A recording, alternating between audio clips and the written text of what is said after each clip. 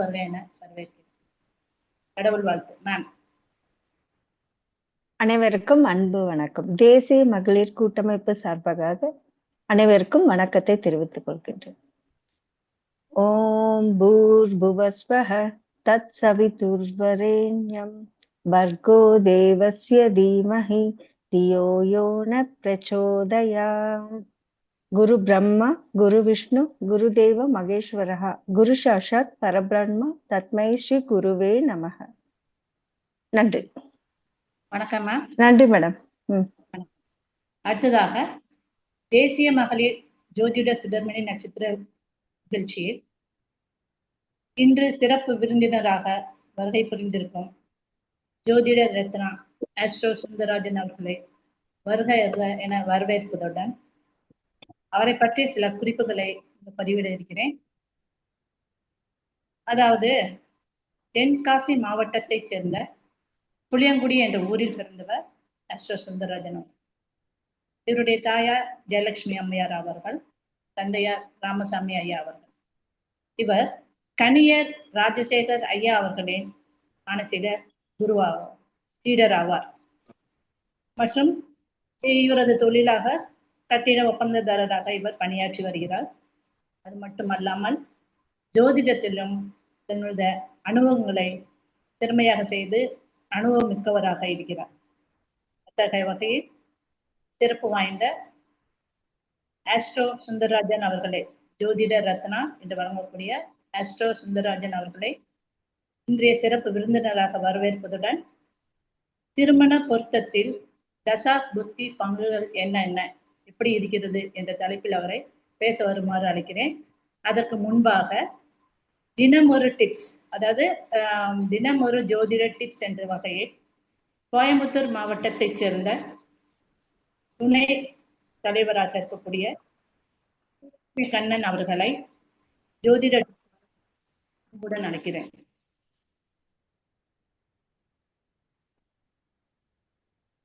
வணக்கம் மேம். அனைவருக்கும் வணக்கம். இன்றைய ஜோதிட டிப்ஸ் அப்படின்னா என்னன்னு பாத்தீங்கன்னாக்கா, கர்ணநாதன் வழிபாடு. கர்ணநாதன் வழிபாடு அப்படின்னா ஒவ்வொருத்தரும் நம்ம ஒவ்வொரு கர்ணத்துல பிறந்திருப்போம். நம்மளுடைய ஜாதகத்துல பாத்தீங்கன்னா எந்த கிரகம் கெட்டிருந்தாலும் சரி, அது அவயோகி சாரமாகி இருக்குது, நீசமாகி இருக்குது, எந்த கணக்குமே பார்க்காம ஒரு வழிபாடு செஞ்சா அந்த வழிபாடு அந்த ஜாதகருக்கு நன்மை செய்யும்னா கர்ணநாதன் வழிபாடு தான் சிறப்பான வழிபாடுங்க. கர்ணநாதன் உதவக்கூடிய அளவுக்கு வேற எந்த கிரகத்தாலும் கை கொடுத்து உதவ முடியாது. அப்போ ஒவ்வொரு நபரும் தன் கர்ணநாதனை வழிபடணும். நம்ம செய்யக்கூடிய நல்லது கெட்டது எல்லாத்துக்குமே சாட்சியா நிற்கக்கூடிய கிரகம் கர்ணநாதன் தான். சோ அப்ப இந்த கர்ணநாதனை வழிபட்டு நம்ம அந்த கர்ணநாதனுக்கு வழியத்துக்கும் போது நமக்கு நல்லதை செய்யும். அதனால கர்ணநாதன் வழிபாடை எல்லாருமே தவறாம செய்யும். இன்னைக்கு பவகர்ணத்துல பிறந்தவங்களுக்கு மட்டும் வழிபாடு சொல்லலாம். இப்ப பவகர்ணத்தில் பிறந்தவங்க அப்படி சொல்லும்போது நரசிம்மர் வழிபாடு பண்ணணுங்க. அதே மாதிரி ஆஞ்சநேயர் வழிபாடு, நாமக்கல் நரசிம்மர் வழிபாடு, இந்த வழிபாடு ரொம்ப சிறப்பா இருக்கும். அதே மாதிரி சூரிய நமஸ்காரம், இது பொதுவாய் எல்லாருமே மனிதனா பிறந்த அத்தனை பேரும் சூரிய நமஸ்காரம் செய்யறது ரொம்ப ரொம்ப ரொம்ப நல்லது. அதே மாதிரி பவகர்ணத்தில் பிறந்தவங்களும் சூரிய நமஸ்காரம் செய்யறது ரொம்ப நன்மையான விசேஷமான பலன்களை கொடுக்கும். அதே மாதிரி ஒரு சிங்கத்தினுடைய போட்டோ அல்லது ஒரு சின்ன சிங்கம், ஒரு 2-3 இன்ச்சில் ஒரு சின்ன போட்டோ ஒண்ணு வாங்கி அல்லது ஒரு சிலை மாதிரி ஒண்ணு வாங்கி நம்ம கண்ணுல படுற இடத்துல வச்சுக்கிட்டு அடிக்கடி பார்த்துட்டு இருந்தீங்க அப்படின்னாலே அதுவே நல்ல பலனை தரும். ஏன்னா இந்த கர்ணநாதனுக்கு உண்டானது செவ்வாய் தான். ஆனா நம்ம சூரிய வழிபாடு செய்யறதும் சிறப்பை கொடுக்கும். அதே மாதிரி செவ்வாய்க்கிழமையில் கும்பிடுறது நல்லது. கிழமைநாதன் அப்படின்னு சொல்லக்கூடியவர் செவ்வாயா இருக்கணும். செவ்வாய்க்கிழமையில நீங்க பவகர்ணத்துல பிறந்தவங்க கும்பிடும் போது சிறப்பான பலனை தருங்க. புன்னை மலர்களை கொண்டு அர்ச்சனை பண்ணணும். அர்ச்சனை பண்ணக்கூடிய பூ புன்னை மலர்கள். கிடைக்கலன்னா பரவாயில்லைங்க, மல்லிகை பூ பண்ணுங்க. கிடைச்சது அப்படின்னாக்கா, அதாவது பூக்கட்டைங்கள்ல சொல்லி வச்சு வாங்கினீங்கன்னா கிடைக்குங்க. அதே மாதிரி ஆகாரம் அப்படிங்கிறது அன்னம், வெறும் சாதம். நீங்க அந்த சாதம் வச்சு சாமி கும்பிடலாம். அதே மாதிரி பூசறதுக்கு கஸ்தூரி மஞ்சள் பிறந்த குழந்தைகளுக்கு பூசி குளிக்க வைக்கலாம். பெண்கள் எல்லாம் பயன்படுத்தலாம். ஆணாக இருந்தால் குங்குமத்தோடு கஸ்தூரி மஞ்சளை கலந்து வச்சுக்கோங்க. அதை டெய்லி நெத்தியில கொஞ்சம் கொஞ்சம் வச்சுட்டே வரும்போது அது பவகரணத்துல பிறந்தவங்களுக்கு எவ்வளவு பிரச்சனை இருந்தாலும் தீருங்க. ஒரு மேலதிகாரி கூட பிரச்சனையா, கொஞ்ச நாள் தொடர்ந்து கும்பிட்டுட்டே வாங்க, கொஞ்ச நாள் கழிச்சு பாருங்க அந்த மேலதிகாரிகிட்ட இருக்கக்கூடிய பிரச்சனை கூட தீர்ந்து போகும். கணவன் மனைவிக்குள்ள பிரச்சனையா, அந்த பெண்ணோ ஆணோ இந்த கஸ்தூரி மஞ்சளை பயன்படுத்திட்டு வர வர வர அவங்களுக்கு அந்த பிரச்சனைகள் தீரும். இது வந்து பவகரணத்துல பிறந்தவங்களுக்கு மட்டும் இல்ல, எல்லா பெண்களுமே அந்த மஞ்சள் அப்படிங்கக்கூடியது ரொம்ப நன்மையை செய்யும். நம்ம எல்லாருமே என்ன செஞ்சிருக்கோங்க, மஞ்சள் பூசி குளிக்கிறது, தாலி கயிறுக்கு மஞ்சள் போடுறதெல்லாம் செஞ்சிருக்கோம். ஏன்னா கணவன் மனைவி ஒத்துமையை அந்த மஞ்சள் தரும். அதனால எல்லாருமே வந்து மஞ்சளை பயன்படுத்துறது ரொம்ப ரொம்ப நல்லது. இதுல நம்ம பவகரணத்துல பிறந்தவங்களுக்கு கஸ்தூரி மஞ்சள் பயன்படுத்துறது மிக சிறப்பான பலனை கொடுக்கும். அப்ப கஸ்தூரி மஞ்சளை நீங்க பயன்படுத்திட்டே இருக்கலாம். அதே மாதிரி ஆபரணம் அப்படிங்கிறது மாணிக்கம். நீங்க வீட்டுல வச்சிருக்க சாமிக்கு மாணிக்கத்தாலான மாலை ஏதாவது ஒரு பொருள் மாணிக்கத்தாலானது சின்னது வாங்கி வச்சு நீங்க வீட்டுல அந்த சாமிக்கு முன்னாடி வச்சோ அல்லது மாலையாட்ட போட்டோ நீங்க சாமி கும்பிட்டுட்டே வரலாம்.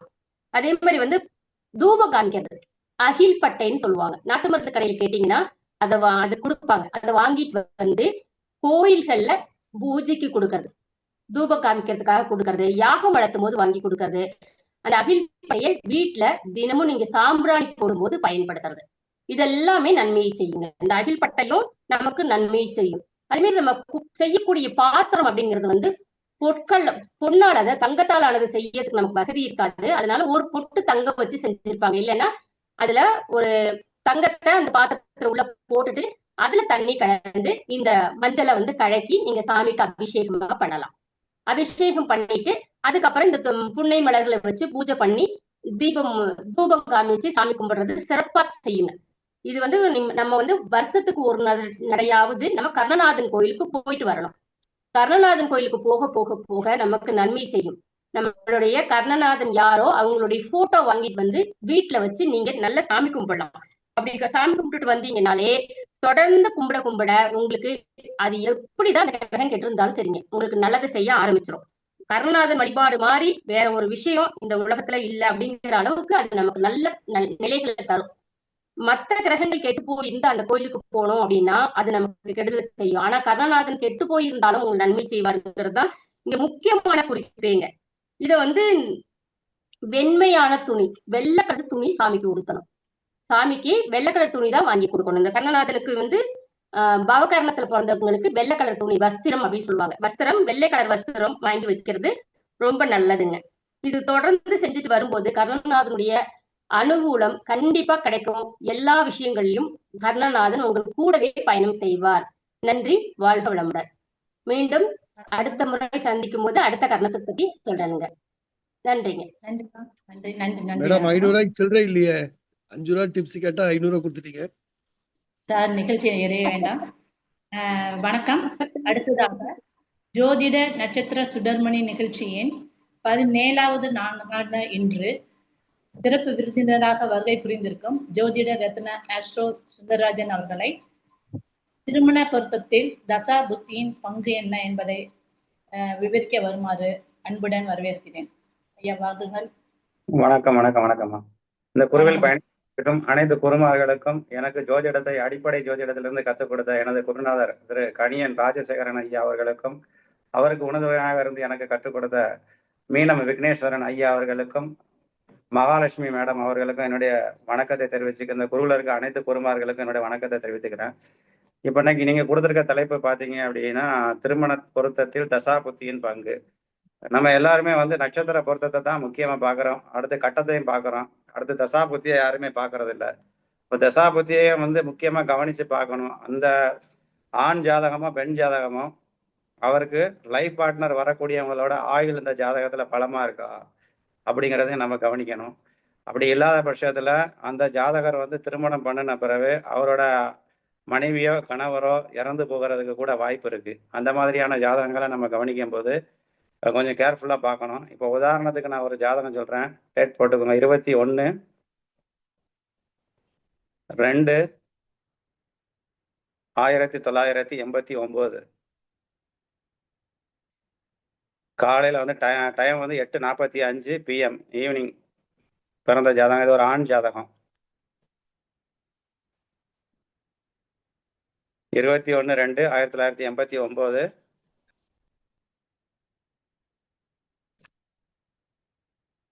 ஈவினிங் வந்து நைட் வந்து 8:45 PM.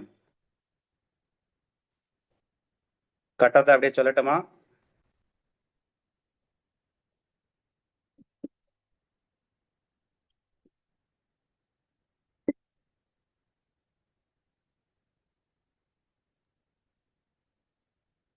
ஏன் ஊர் பேர் சொல்லுங்க, ஜாதகரோட ஊரு, பிறந்த ஊர் சொல்லுங்க. ஊர் வந்து தென்காசி.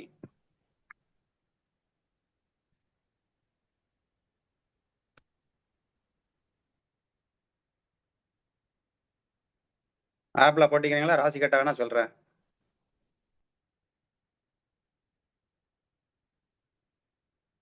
சொல்லிடுங்க சார். ஆப்ல போட்டிங்களா? சொல்லணுமா? சொல்லிடுறேன். அவங்களுக்கு வந்து லக்னம் பார்த்தீங்க அப்படின்னா கன்னி லக்னம். லக்னத்துல எந்த கிரகமும் இல்லை. 4ஆம் இடம் தனுஷ்ல வந்து சனி இருக்கிறாரு. அடுத்து மகரத்துல சுக்கிரன் புதன். அடுத்து கும்பத்துல வந்து சூரியன் ராகு.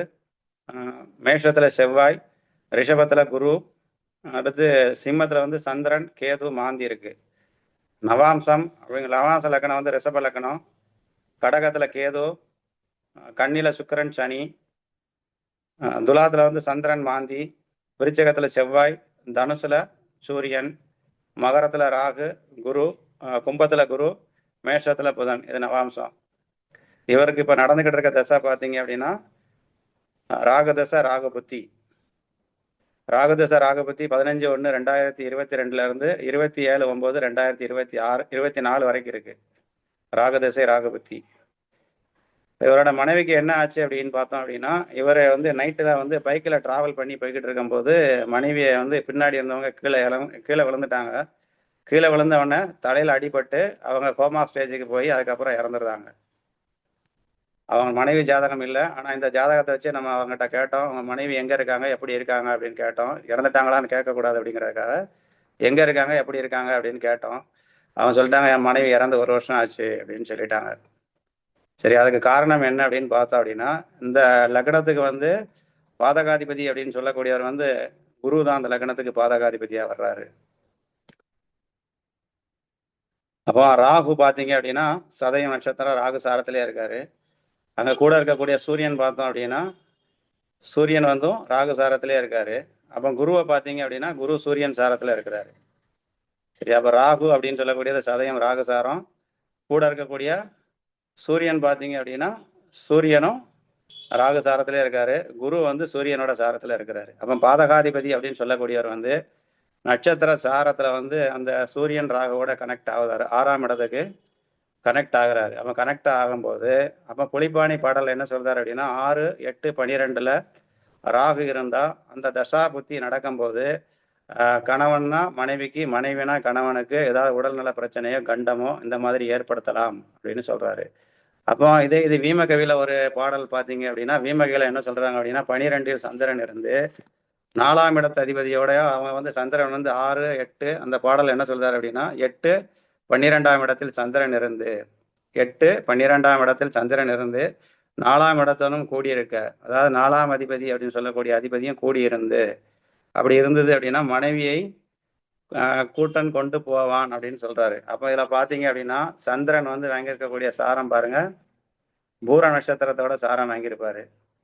அதுக்கு அடுத்து சுக்கிரனை பார்த்தீங்க அப்படின்னா 4ஆம் இடத்துல இருக்கக்கூடிய சுக்கிரன் பாருங்க, சுக்கிரன் அவிட்ட நட்சத்திரம் 4ஆம் இடத்துல இருக்கக்கூடிய சனியை பார்த்தீங்க அப்படின்னா அவர் சுக்கிரனோட நட்சத்திரத்துல இருப்பாரு. அப்போ 12ல இருக்கக்கூடிய சந்திரனும் 4 இருக்கக்கூடிய சனியும் தொடர்பு கொள்ளுதாங்க. அப்போ தொடர்பு கொள்ளும் போது 12ஆம் இடமும் 4ஆம் இடமும் தொடர்பு பட்டு சந்திரன் 12ல மறையுதாரு. அப்படி இருந்தா அப்படின்னா இவரோட மனைவி இறப்பார் அப்படின்னு சொல்லுதாங்க. அப்ப இவருக்கு வந்து ராகதசை ராக புத்திலேயே மனைவி விபத்தினால இறக்குறாங்க. சரி, இந்த பாடல் மட்டும் போதுமா அப்படின்னா இன்னொரு பாடலும் இதுக்கு பொருந்தி வருது. இதுக்கு பாத்தீங்க அப்படின்னா செவ்வாய் வந்து 8ல இருக்காரு. அந்த செவ்வாய் வாங்கியிருக்கக்கூடிய சாரம் பார்த்தீங்க அப்படின்னா செவ்வாய் வந்து சுக்கிரனோட சாரம் வாங்குறாரு. அப்போ செவ்வாய் சுக்கிரனோட சாரம் வாங்கி சுக்கிரன் வந்து சனிக்கு சாரம் கொடுத்து சனி கனெக்ட் ஆகுதாரு. அடுத்து சூரியன் ராகுவும் பார்த்தீங்க அப்படின்னா ராகுவோட சுயசாரமே வாங்குறாங்க. அப்போ ராகு வந்து சுயசாரம் பெற்று ஒரு கிரகம் சுயசாரம் வாங்கினா அந்த வீட்டு அதிபதி போலவே செயல்படும். சுயசாரம் வாங்குறாரு, சுயசாரம் வாங்கி சனியை போலவே செயல்பட போறாரு. அங்க கூட யார் இருக்கா அப்படின்னு பார்த்தா சூரியன் இருக்காரு. அப்போ சூரியன் இருக்கும்போது இது எந்த விதமான பலனை கொடுக்கும் அப்படின்னு பார்த்தா, பாரப்பா படவரவு சனி செவ்வாய் வெய்யோன் 7ல் வாரப்பா வந்ததொரு தாரமெல்லாம் மாண்டிடுவார் வையகத்தில் வரிசையாக அப்படின்னு சொல்றாரு. அப்போ பாரப்பா படவரவு அப்படின்னா ராகு, சனி, செவ்வாய், அப்ப வெய்யோன் அப்படின்னா சூரியன், இந்த கிரகங்கள்லாம் சேர்ந்து 7ஆம் இடத்துல இருந்தால் அந்த அவருக்கு வரக்கூடிய மனைவி தாரங்கள் பூரா என்ன செய்யும் அப்படின்னா வரிசையா இறந்துகிட்டே இருக்கும் அப்படின்னு சொல்றாரு. அதுக்கு அடுத்து இவர்கள் கூடி அட்டமத்தில் இருந்தால் அப்பெண்ணின் கணவனோ முந்திச்சாவான் அப்படின்னு சொல்றாரு. அப்போ இது ஆண் ஜாதகம் அப்படின்னு நம்ம இருக்கிறதுனால, அப்ப செவ்வாய் வந்து 8ஆம் இடத்துல கனெக்ட் ஆகி இருக்கிறதுனால, அப்ப நம்ம என்ன செய்யலாம் அப்படின்னா மனைவி இறப்பாங்க அப்படின்னு எடுத்துக்கலாம். அப்ப இந்த ஜாதகம் வந்து 8ல செவ்வாய் இருந்து அந்த செவ்வாய்க்கு வந்து சாரம் கொடுத்தவன் சுக்கிரன் ஆகி சுக்கிரன் சனிக்கு சாரம் கொடுத்திருக்காரு. அப்ப சனிக்கு சாரம் கொடுத்தனால பாருங்க, செவ்வாய் சனி கனெக்ட் ஆகுது, ராகு சுயசாரம் பெற்றதுனால சனியை போலவே செயல்படுதாரு. அங்க சூரியனும் ராகுவோட சேர்ந்துட்டாரு. அப்ப நம்ம வந்து ஒரு கிரகத்தை ஒரு பாட்டை அப்படிங்கிறத வந்து ஒரு பாடலை வந்து அந்த கிரகம் பூரா அதே இடத்துல சேர்ந்திருக்கணும் அப்படிங்கிற அவசியம் இல்லை. ஆனா அந்த கிரகங்கள் வந்து சார அடிப்படையில எப்படியாவது ஒரு இடத்துல கனெக்ட் ஆகி அது 8ஆம் இடத்துல தொடர்பு கொண்டுருச்சு அப்படின்னா அந்த பாடல் அப்படிங்கிறது இதுக்கு கண்டிப்பாக பொருந்தியும் வரும் அப்படின்னு எடுத்துக்கலாம். அடுத்து இவருக்கு பார்த்தோம் அப்படின்னா பாதகாதிபதி குருவே ஆகுதாரு. அப்ப பாரகாதிபதி குரு ஆகி திரிகோணத்துல இருந்தாலும் அவர் நன்மையை செய்யணும். ஆனா திரிகோணத்துல இருந்து சூரியனோட சாரம் வாங்கியிருக்காரு. அப்ப சூரியனோட சாரம் வாங்கினதுனால சூரியன் 6ல இருக்காரு. அப்ப சூரியன் 6ல இருந்து ராகுவோட சாரம் வாங்கினதுனால இவருக்கு திருமணத்தை கொடுத்தாரு.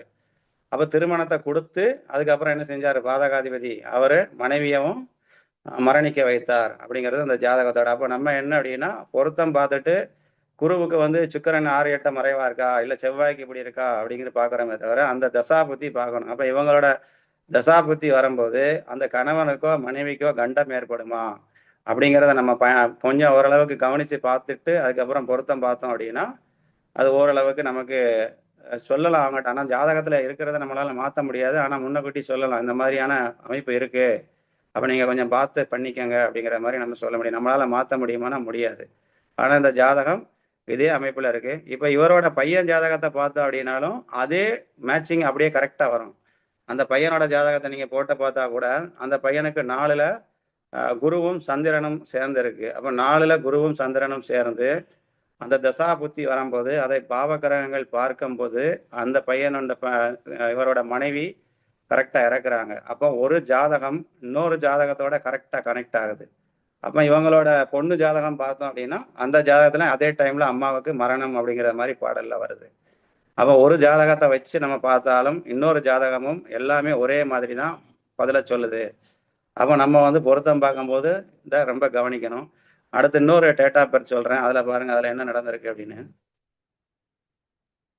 12/6/1993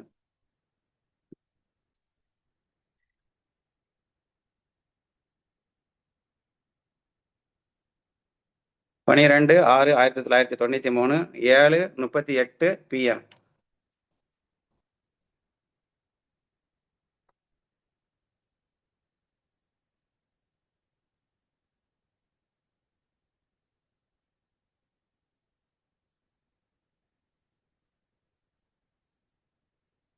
பிளேஸ் வந்து தென்காசி. இந்த ஜாதகம் பாத்தீங்க அப்படின்னா தனுசு லக்னம்.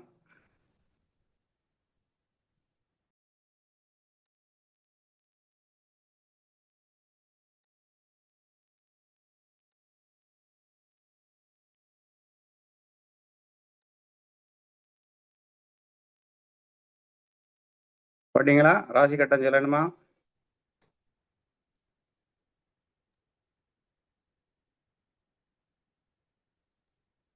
சொல்லிடுங்க சார், இல்லைன்னா எல்லாரும் வெளியில போய் போய் பார்த்துட்டு இருப்பாங்க. சொல்லிடுங்க. தனுசு லக்னம், கும்பத்துல சனி மாந்தி, மீனத்துல சந்திரன்,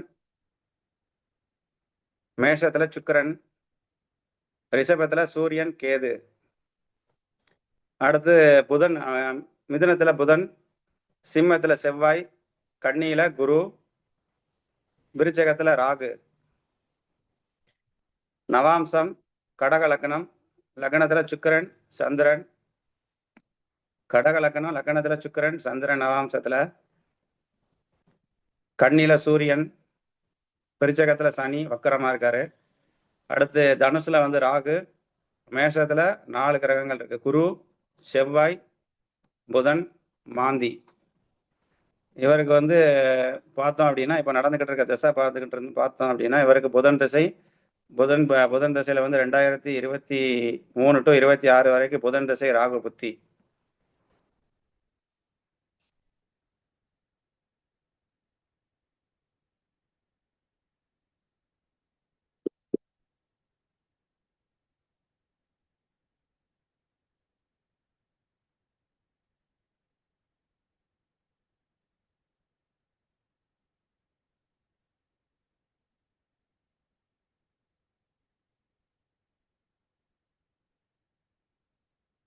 போட்டீங்களா?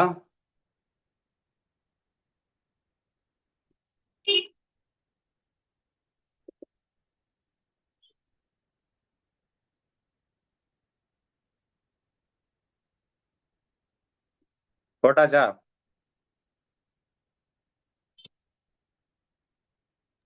சொல்லுங்க சார், போட்டாச்சு. ஓகே, இவருக்கு பார்த்தோம் அப்படின்னா 7ஆம் இடத்துல புதன் இருக்காரு. புதன் வாங்கியிருக்கக்கூடிய சாரம் பார்த்தீங்க அப்படின்னா ராகுவோட சாரம் வாங்கியிருப்பாரு. புதன் புனர்பூசம் 1ல இருக்காரா இந்த ஆப்ல? புதன் 12/6/1993 7:38 PM AM. புதன் தசை குரு புத்தி வருது சார். என்ன தசை வருது உங்களுக்கு? புதன் தசை குரு புத்தி புதன் திசை குரு புத்தி வருதுங்களா? மே 23 ஆரம்பிச்சிருக்கு. டேட் கரெக்டான்னு பாத்துக்கிறேன்.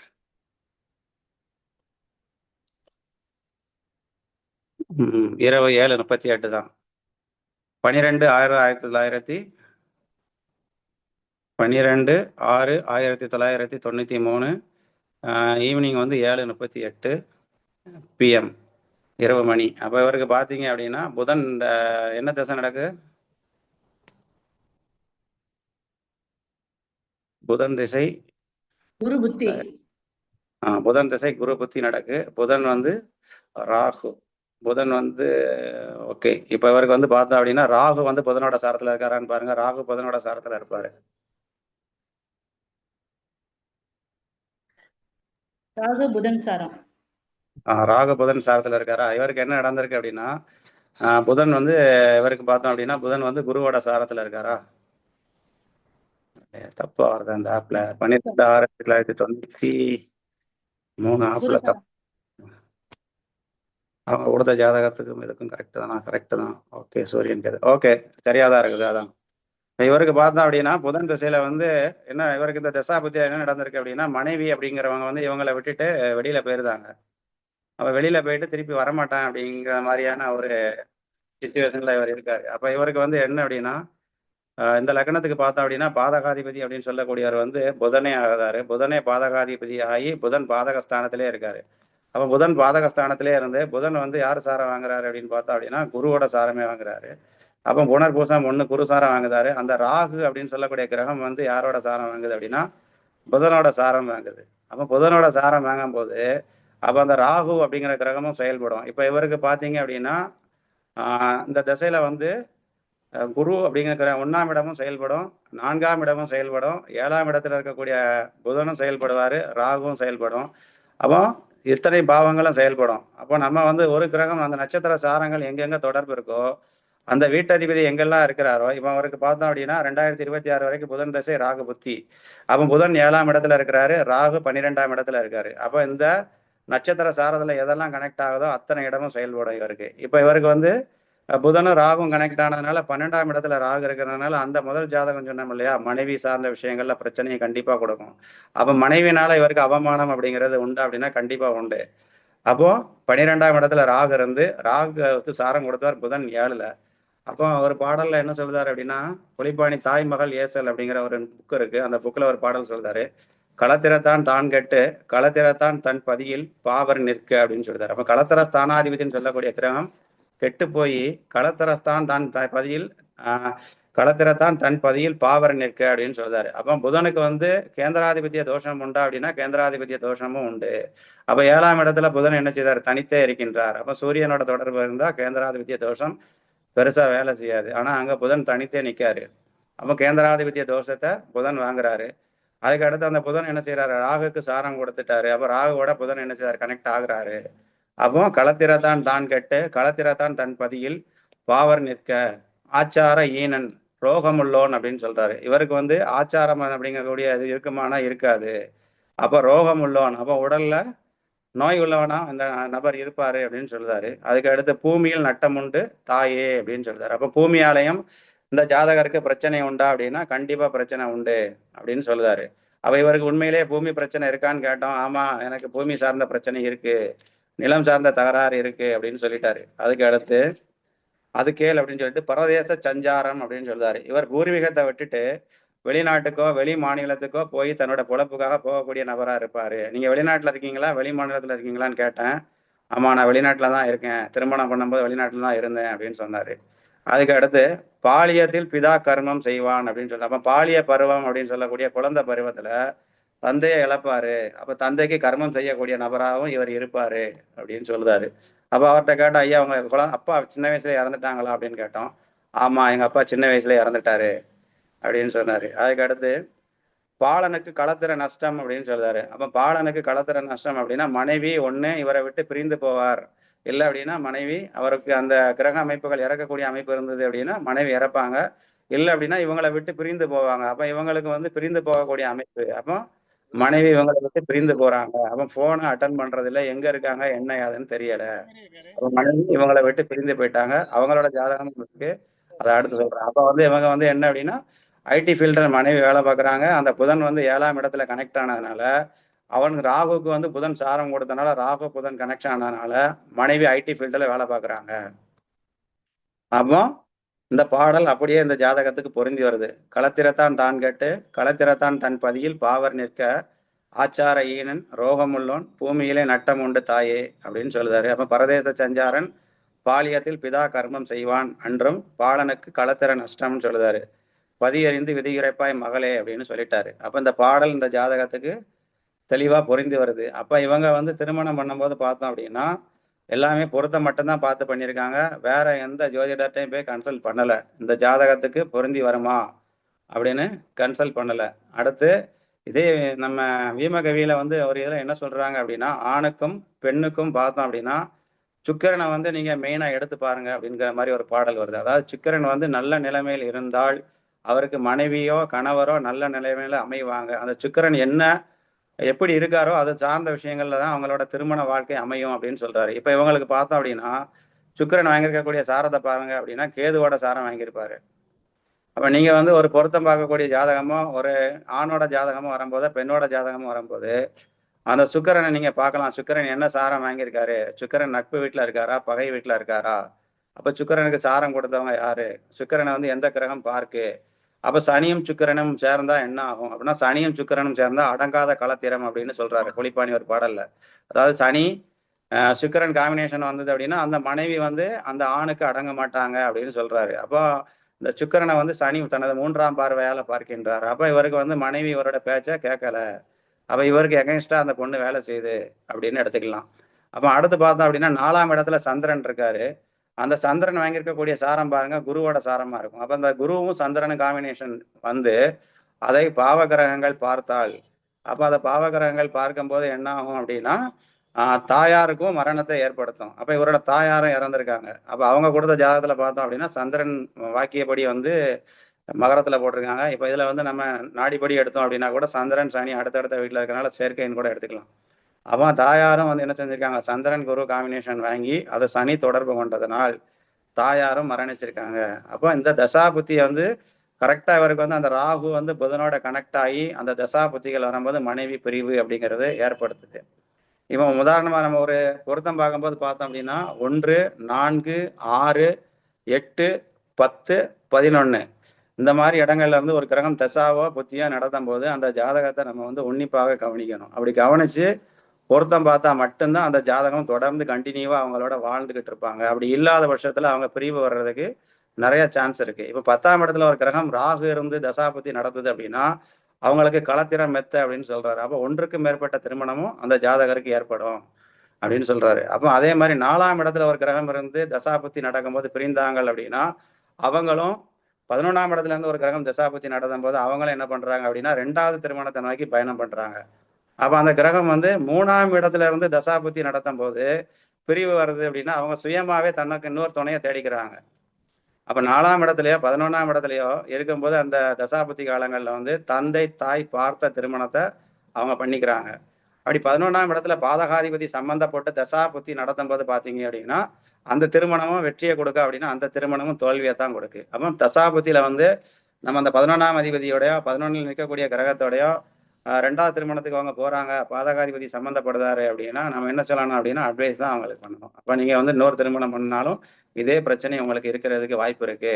அப்ப நீங்க வந்து இதை அட்ஜஸ்ட் பண்ணி போங்க. இதை விட அதை போகும்போது உங்களுக்கு மரியாதை குறைவாக இருக்கக்கூடிய வாய்ப்பு இருக்கு. அப்ப நீங்க முதல் திருமணத்தை சொல்லியே உங்களை டார்ச்சர் பண்ணக்கூடிய வாய்ப்பும் உண்டு. அதனால நீங்க வந்து கூடுமான வரைக்கும் 2வது திருமணத்துக்கு முயற்சி பண்ணாதாங்க அப்படின்னு நம்ம ஒரு அட்வைஸ் கொடுக்கலாம். ஏன் அப்படின்னா அதுல பாதகாதிபதி சம்மந்தப்படுறதுனால. இப்ப பார்த்தோம் அப்படின்னா ராகு ஒரு ஜாதகத்துல 10ல இருந்து புத்தி நடத்துறாரு. அதே ராகுக்கு வந்து 11ஆம் இடத்துல வந்து புதன் காம்பினேஷன் வருது, சாரத்துல வந்து கனெக்ட் ஆகுது. அவங்களும் பாத்தீங்க அப்படின்னா திருமணத்தை வேண்டாம்னு சொல்லிட்டு அம்மா வீட்டுல இருக்கிறாங்க. அப்ப இந்த மாதிரியான விஷயங்கள்லாம் நடக்கும்போது பார்த்தோம் அப்படின்னா 2வது திருமணத்தை நோக்கி அது போகுது. அப்ப இதே மாதிரி வேற திருமணத்துல பிரச்சனை கூடிய கிரகனோட அமைப்பு அப்படின்னு பார்த்தோம் அப்படின்னா ஒரு பாடல்ல புலிப்பாணி பாடல் என்ன சொல்றாரு அப்படின்னா கேளப்பா கலை பொந்தி சனி சேர கெட்டவனாம் துர்க்கி சதா நித்திரை இல்லான் ஆளப்பா அகமில்லை தரித்திரவானாம் அவன் விதியும் மெத்த உண்டு அப்படின்னு சொல்றாரு. அப்போ சந்திரன் புதன் காம்பினேஷன் அப்படிங்கிற ஜாதகத்தை ஒண்ணு நம்ம எடுத்துக்கிட்டோம் அப்படின்னாலே வந்து பாத்தீங்க அப்படின்னா நீங்க நிறைய ஜாதகத்துல பார்த்திருப்பீங்க. சந்திரன் புதன் காம்பினேஷன் யாருக்கெல்லாம் வருதோ அவங்க எல்லாம் பார்த்தோம் அப்படின்னா சில விதமான பிரச்சனைகளை சந்திச்சு தான் திருமணத்துக்கு வருவாங்க. அதே மாதிரி செவ்வாய் சனி காம்பினேஷன் பார்த்தோம் அப்படின்னா அதுவுமே வந்து என்ன அப்படின்னா திருமணத்துல தாமதத்தை கொடுக்கு. அப்படியே தாமதத்தை கொடுக்காம திருமணம் பண்ணினா கூட பிரச்சனைகளை தான் கொடுக்கு. அவங்க நிம்மதியா வாழ்றாங்களா அப்படின்னா அந்த வாழ்க்கை இல்லை, ஏதோ ஒரு விதத்துல பாதிக்கப்படுறாங்க. அது 8ஆம் இடத்துல கனெக்ஷன் ஆகும்போது கணவருக்கு என்ன செய்யுது அப்படின்னா செவ்வாய் சனி ஒரு ஜாதகத்துல காம்பினேஷன் இருக்கு. அது வந்து 8ஆம் இடம் சொல்லக்கூடிய துலாம் வீட்டுல இருக்கு. அவங்களுக்கு பார்த்தோம் அப்படின்னா மீன லக்னம். அந்த மீன லக்னத்துல வந்து பாத்தீங்க அப்படின்னா புதன் வந்து நீசமாயி லக்னத்திலே இருக்காரு. அப்போ லக்னத்துல இருந்து அப்போ 8ஆம் இடத்துல செவ்வாய் சனி காம்பினேஷன் வருது. அந்த செவ்வாய் சனி காம்பினேஷன் வந்து ராகுவோட நட்சத்திரத்துல கனெக்ட் ஆகுது, சுவாதியில கனெக்ட் ஆகுது. சுவாதி வந்து ரிஷபத்துல நீசம். அப்ப அந்த செவ்வாய் சனி காம்பினேஷன் அந்த ராகு திசை வராத வரைக்கும் அவங்களோட வாழ்க்கை ஸ்மூத்தா போய்கிட்டு இருக்கு. அப்ப அந்த ராகு திசை வந்த பிறகு இந்த ஜாதக அமைப்பின்படி கணவருக்கு கிட்னி ஃபெயிலியரை கொடுக்கு. அப்ப நம்ம வந்து துலாம் அப்படின்னு சொல்லக்கூடியது வந்து நம்ம கிட்னின்னு எடுக்கலாம். அப்ப துலாமோட சிம்பிள் பாத்தீங்கன்னா 2 தராசு. அப்போ வந்து அதுல பார்த்தோம் அப்படின்னா கிட்னி அதோட சேஃப்ல தான் வரலாம். அப்ப நம்ம மைண்ட்ல வச்சுக்கிறதுக்காக வேணா அதை வேணா எடுத்துக்கலாம். அப்ப வந்து என்ன அப்படின்னா அந்த துலாம் ராசியில வந்து நின்னக்கூடிய கிரகங்கள் ராகு தசை நடக்கும்போது அங்க ராகுவோட சாரத்துல நிக்கிறதுனால அங்க கனெக்ட் ஆகுது. அப்போ அந்த ராகு அப்படிங்கிறது வந்து ரிஷபத்துல நீசமும் ஆகுறாரு. அப்ப நீசம் ஆகும்போது நல்லா போய்கிட்டு இருந்த வாழ்க்கை என்ன ஆகுது அப்படின்னா அவங்களுக்கு அப்படியே சடனா பிரேக் ஆக அவருக்கு உடல்நிலை சரியில்லாம வருது. அந்த செவ்வாய் சனி காம்பினேஷன் வந்த உடனே அவர் என்ன செய்தாரு, 8ஆம் இடம்ல கனெக்ட் ஆகுது இல்லையா, அப்ப கீழே விழுந்து கையை வந்து ஃப்ராக்சர் ஆகுது. அப்போ கையை ஃப்ராக்சர் ஆகுது. அதுக்கு அடுத்து பார்த்தோம் அப்படின்னா கண்டினியூஸா வரக்கூடிய விஷயங்களை பார்க்கும்போது அவருக்கு வந்து என்ன அப்படின்னா உடல்நிலை நலிவாகுது. டாக்டர்கிட்ட செக் பண்றாங்க, அவருக்கு வந்து கிட்னி வந்து ஃபெயிலியர் கண்டிஷனுக்கு போய் 3வது ஸ்டேஜுக்கு போயாச்சு, இனி ஒன்றும் பண்ண முடியாது, டயாலிசிஸ் தான் பண்ணணும் அப்படிங்கிற கண்டிஷனுக்கு போறாங்க. சரி, இந்த ஜாதகம் இப்படி இருக்கு. அடுத்து அவரோட கணவரோட ஜாதகத்தை ஒப்பிட்டு பார்த்தோம் அப்படின்னா அவருக்கு ஆயுள் சார்ந்த விஷயங்கள்ல பிரச்சனை இருக்கா அப்படின்னா அதே புலிப்பாணி தாய் மகள் ஏசல்ல ஒரு பாடல்ல சொல்லுதாரு. அதாவது 7ஆம் அதிபதி 2ல் உர அப்படின்னு சொல்லுதாரு. அப்ப 7ஆம் அதிபதி 2க்கு வரணும், லக்னாதிபதி 7க்கு போகணும். இப்ப 7ஆம் அதிபதி 2க்கு வந்து லக்னாதிபதி 7க்கு போய் 9ஆம் இடத்த சுபகிரகங்கள் நிக்கணும். அப்படி இல்லை அப்படின்னா சுபகிரகங்கள் பார்க்கணும். அப்படி இருந்தது அப்படின்னா அப்போ 7ஆம் அதிபதி 2க்கு வந்து லக்னாதிபதி 7க்கு போய் 9ஆம் இடத்த சுபகிரகங்கள் பார்த்தாலோ இல்லது 9ஆம் இடத்தில் சுபகிரகங்கள் நின்றாலோ அவருக்கு வந்து என்ன அப்படின்னா மிதமான ஆயுள் அப்படின்னு சொல்றாரு. இப்ப அந்த ஜாதகம் உதாரண ஜாதகம் உங்களுக்கு வேணும்னா சொல்றேன், வேணுமா?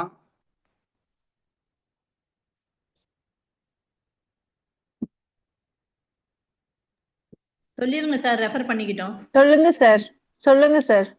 போட்டுக்கோங்க, கட்டம் போட்டுக்கோங்க, சொல்றேன்.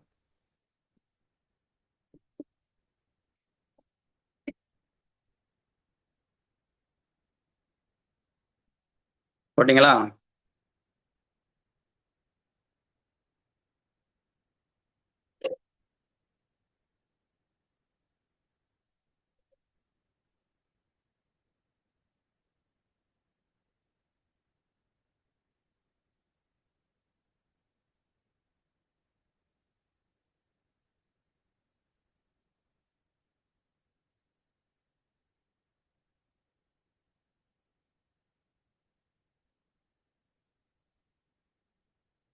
போட்டாச்சா? சொல்லுங்க சார். சொல்லுங்க சார். மீன லக்னம். டேட் ஆஃப் பர்த் சொல்லுங்க சார். டேட் ஆஃப் பர்த் அவங்க அனுப்பல, கட்டம் மட்டும் தான் அனுப்பியிருக்காங்க. நான் கட்டத்தை சொல்றேன், நவாம்சத்தையும் சொல்றேன், தசா பத்தி சொல்லிடுறேன். Okay sir. லக்னம் வந்து மீன லக்னம். மேஷத்துல சூரியன் புதன், ரிஷபத்துல சுக்கிரன், மிதுனத்துல குரு சந்திரன், கடகத்துல சனி செவ்வாய், கன்னில ராகு. அதுக்கு அடுத்து நவாம்சம் வேணுமா இல்ல நட்சத்திர சாரத்தை சொல்லிடட்டா? லக்னத்துல கேது சொல்லலையே. லக்னத்துல கேது, மேஷத்துல சூரியன் புதன், ரிஷபத்துல சுக்கிரன், மிதுனத்துல குரு சந்திரன், அடுத்து கடகத்துல சனி செவ்வாய், அடுத்து கன்னில ராகு. நவாம்சம் வேணுமா நட்சத்திர சாரம் அனுப்பியிருக்காங்க, அதை வேணா சொல்லிடட்டுமா? சாரமே சொல்லிடுங்க. சூரியன் வந்து பரணி நட்சத்திரம், பரணி 4ல் இருக்காரு சூரியன். சந்திரன் மிருகசிரீஷம் 4ல், செவ்வாய் ஆயில்யம் 2ல், புதன் அசுபதி, குரு திருவாதிரை. அசுபதி என்னது? புதன் வந்து அசுபதி 3ல் இருக்காரு. அஸ்வினி சார், அஸ்வினின் பாங்க. 2 ஒண்ணு தான், அஸ்வதி அஸ்வினி 2 ஒண்ணு. நான் மிதுனத்துல எழுதிடுவேன் டைரக்டா. நான் மிதுனத்துல எழுதிடுவேன் நவாம்சம் போட்டு, அதெல்லாம் கேட்டேன். Okay okay. அடுத்து சுக்கிரன் வந்து ரோகிணி 4ல், சனி வந்து ஆயில்யம் 4ஆம் பாதத்துல இருக்காரு, ராகு உத்திரம் 4ல், கேது உத்திராட 2ல் இருக்காரு. கேது உத்தரட்டாதியா இருக்கும். கேது உத்தரட்டாதியா இருக்கும். உத்தரட்டாதி 2. அதான் உத்திராட்டாதி 2 மீன். உத்திரட்டாதி கேது வந்து உத்திரட்டாதி சனியோட நட்சத்திரத்துலதான் 2ஆம் பாதத்துல இருக்காரு. குரு வந்து திருவாதிரை, சூரியன் சந்திரன் செவ்வாய் பூரம். குரு வந்து திருவாதிரை நட்சத்திரம், ராகுவோட நட்சத்திரத்துல இருக்காரு, 3ஆம் பாதத்துல இருக்காரு.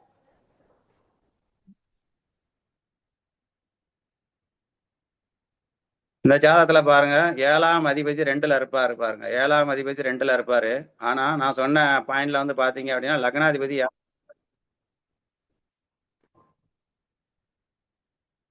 லக்னாதிபதி 7ல் இல்ல. அதற்கு பதில் பாருங்க, குருவுக்கு வந்து சாரம் கொடுத்தவர் ராகு ஆகி ராகு 7ல் இருப்பார். பாருங்க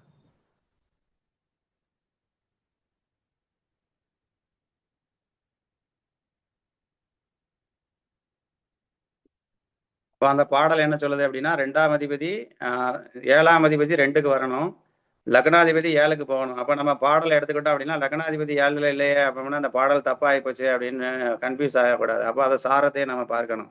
அப்ப லக்னாதிபதிக்கு சாரம் கொடுத்தவன் ராகு ஆகி ராகு 7ல் இருக்கிறாரு. அப்ப இவருக்கு வந்து பார்த்தோம் அப்படின்னா லக்னாதிபதி குருவாகி குரு வந்து ராகுவோட சாரம் வாங்கி ராகு 7ல் இருக்காரு. அப்போ இதை வந்து நான் 9ஆம் இடத்தை சுபகிரகங்கள் பார்க்கணும், அப்படி இல்லை அப்படின்னா சுபகிரகங்கள் இருக்கணும்னு சொன்னேன். அப்ப பாருங்க, குரு வந்து தன்னுடைய 5ஆம் பார்வையா 9ஆம் இடத்தை பார்ப்பாரு. அங்க எந்த கிரகமும் இல்லை, ஆனா 9ஆம் இடத்தை குரு பார்ப்பாரு. அப்ப பாருங்க, அப்ப இவருக்கு வந்து என்ன அப்படின்னா ஆயில் வந்து மிதமான ஆயில் அப்படின்னு சொல்றாங்க. அப்ப இவருக்கு மிதமான ஆயில் தான். அப்ப ஆயில் தீர்க்கமா இருக்குமா அப்படின்னா கிடையாது. அப்ப இவரோட மனைவி ஜாதகத்துல பாத்தீங்க அப்படின்னா செவ்வாய் சனி காம்பினேஷன் ஆகி ராகு அங்க கனெக்ட் ஆகி தசை நடக்க. அப்ப 8ஆம் இடத்துல வந்து அந்த ஜாதகத்தை வேணா நான் உங்களுக்கு சொல்றேன், வேணா நீங்க அதை வேணா பக்கத்துல போட்டு மேட்ச் பண்ணி பாத்துக்கலாம். வேணுமா அந்த ஜாதகம்?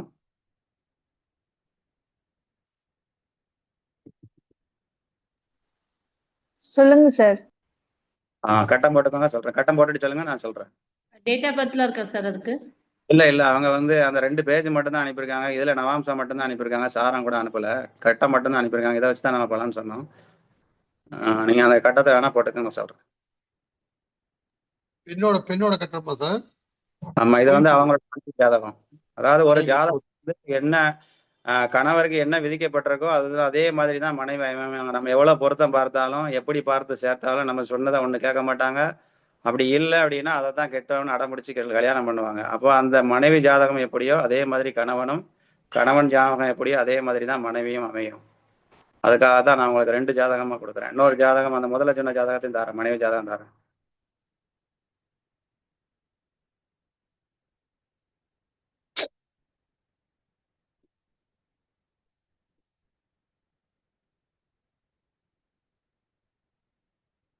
சொல்லுங்க மேஜர் சார்.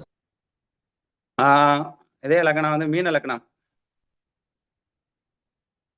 மீன லக்னம், லக்னத்துல புதன், 2ஆம் இடத்துல சந்திரன், மேஷத்துல சந்திரன், ரிஷபத்துல ராகு, துலாத்துல செவ்வாய் சனி, விருச்சகத்துல கேது, தனுசுல குரு, சுக்கிரன் வந்து மகரத்துல சுக்கிரன், கும்பத்துல சூரியன். போட்டாச்சா? மீனத்துல வந்து மீன லக்னம், லக்னத்துல புதன், மேஷத்துல சந்திரன், ரிஷபத்துல ராகு, துலாத்துல செவ்வாய் சனி, விருச்சகத்துல கேது, தனுசுல குரு, மகரத்துல சுக்கிரன், கும்பத்துல சூரியன். அடுத்த நவாம்சம் பார்த்தீங்க அப்படின்னா நவாம்ச லக்னம் வந்து கடக லக்னம். சிம்மத்துல புதன் குரு, கன்னியில சுக்கிரன், விருச்சகத்துல சந்திரன் கேது, மீனத்துல சனி, ரிஷபத்துல சூரியன் ராகு, மிதுனத்துல செவ்வாய். இப்ப நடந்துகிட்டு இருக்கிறது உங்களுக்கு ராகு தசை நடக்கு. இப்பதான் ஸ்டார்டிங்.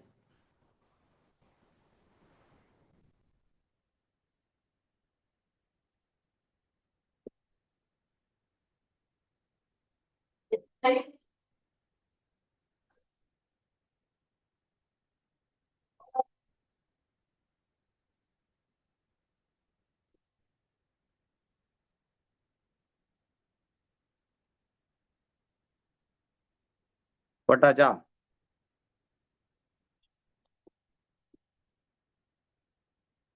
சூரியன் எங்கேயா இருக்காரு நவம்சத்துல? நவாம்சத்துல சூரியன் என்னோட சூரியன் ரிஷபத்துல இருக்காரு. ரிஷபத்துல சூரியன் ராகு.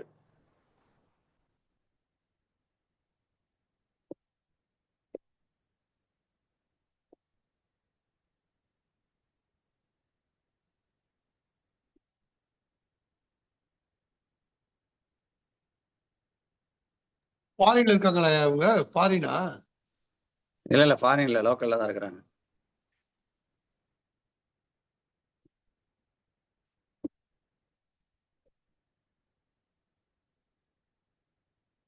ஃபாரின் யாரு போவா அப்படிங்கிறதுக்கு ஒரு 2 பாடல் இருக்கு. அந்த பாடல் வேணுமா? பாடலா இல்ல, நான் ரூலாவே சொல்றேன், நீங்க வேணா எழுதிக்கலாம். அந்த பாடல உள்ள ரூல் அப்படியே சொல்றேன்.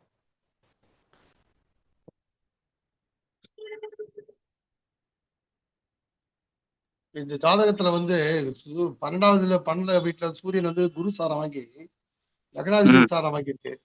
ஆமா. 6ஆம் அதிபதி குரு சாரம் வாங்கி இருக்கனால இந்த அம்மா வாரியில டீச்சரா வேலை கேட்குது, வாய்ப்பு இருக்குதுன்னு சொல்ல வந்தாங்க.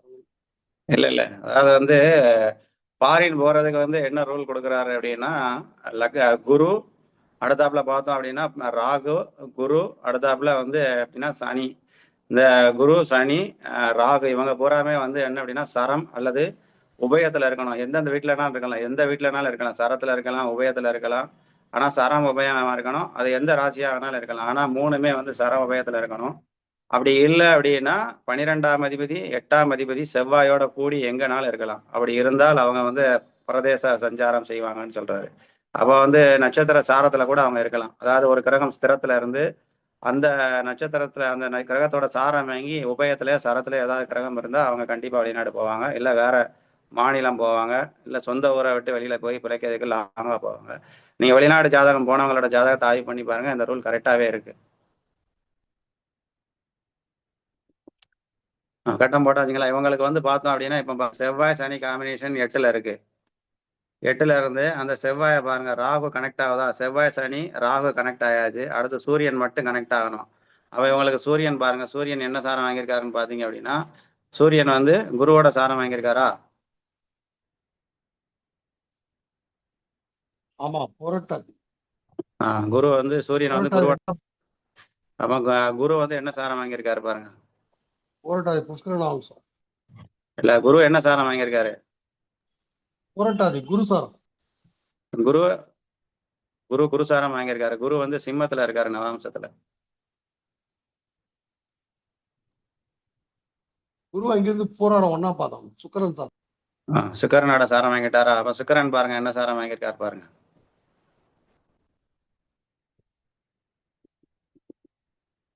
சுக்கிரன் அவிட்ட 2ஆம் பாதம் செவ்வாய் சாரம் வாங்கிட்டாரு. அப்போ இதுல வந்து பார்த்தோம் அப்படின்னா செவ்வாய் சனி சுக்கிரன் நமக்கு ரூல் வந்து என்ன வரணும் அப்படின்னா படவரவு சனி செவ்வாய் வெய்யோன் அப்படின்னு சொல்லக்கூடிய கிரகங்கள் வந்து 8ஆம் இடத்தோட ஒரு பெண் ஜாதகத்துல சம்மந்தப்படணும். அப்படி சம்மந்தப்பட்டுச்சு அப்படின்னா கணவர் வந்து அந்த பெண்ணுக்கு முன்னாடியே இறப்பாருன்னு சொல்றாங்க. சரியா?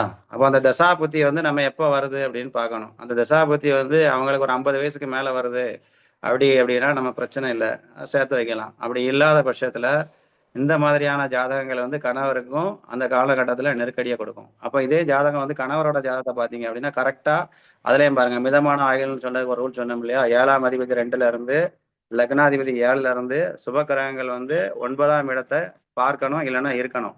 அந்த கணவர் ஜாதகத்துல பாருங்க லக்னாதிபதி அப்படின்னு சொல்லக்கூடிய கிரகம் 4ஆம் இடத்துல இருந்து அவருக்கு சாரம் கொடுத்த ராகு 7ஆம் இடத்துல இருக்காரு. குரு வந்து தன்னுடைய 5ஆம் பார்வையா 9ஆம் இடத்தை பார்க்கு. 7ஆம் அதிபதி 2லயே இருக்காரு. அப்போ இவருக்கு என்ன ஆகி போச்சு அப்படின்னா அந்த ரூல் கரெக்டா பொருந்தது. அடுத்து 2ஆம் இடத்துல சூரியன் இருக்காரு பாருங்க. அப்ப 2ஆம் இடத்துல சூரியன் இருந்தாருன்னா அவர் சூரியன் என்ன பண்ணுவாரு? பரணி நட்சத்திரம் சுக்கிரனோட நட்சத்திரம் வாங்கி அங்க 2ஆம் இடத்துல உட்கார்ந்துருக்காரு. அப்போ சூரியனும் செவ்வாயோ பாவகரங்கள் 2ஆம் இடத்துல சம்பந்தப்பட்டாலோ இவருக்கு என்ன செய்யணும் அப்படின்னா இந்த தசா புத்தி நடக்கக்கூடிய காலங்கள் இப்ப இவருக்கு வந்து சனி தசை புதன் புத்தி நடக்கு. சனியும் பாருங்க புதனோட சாரத்துல இருப்பாரு. சனி புதனோட சாரத்துல இருக்காரா?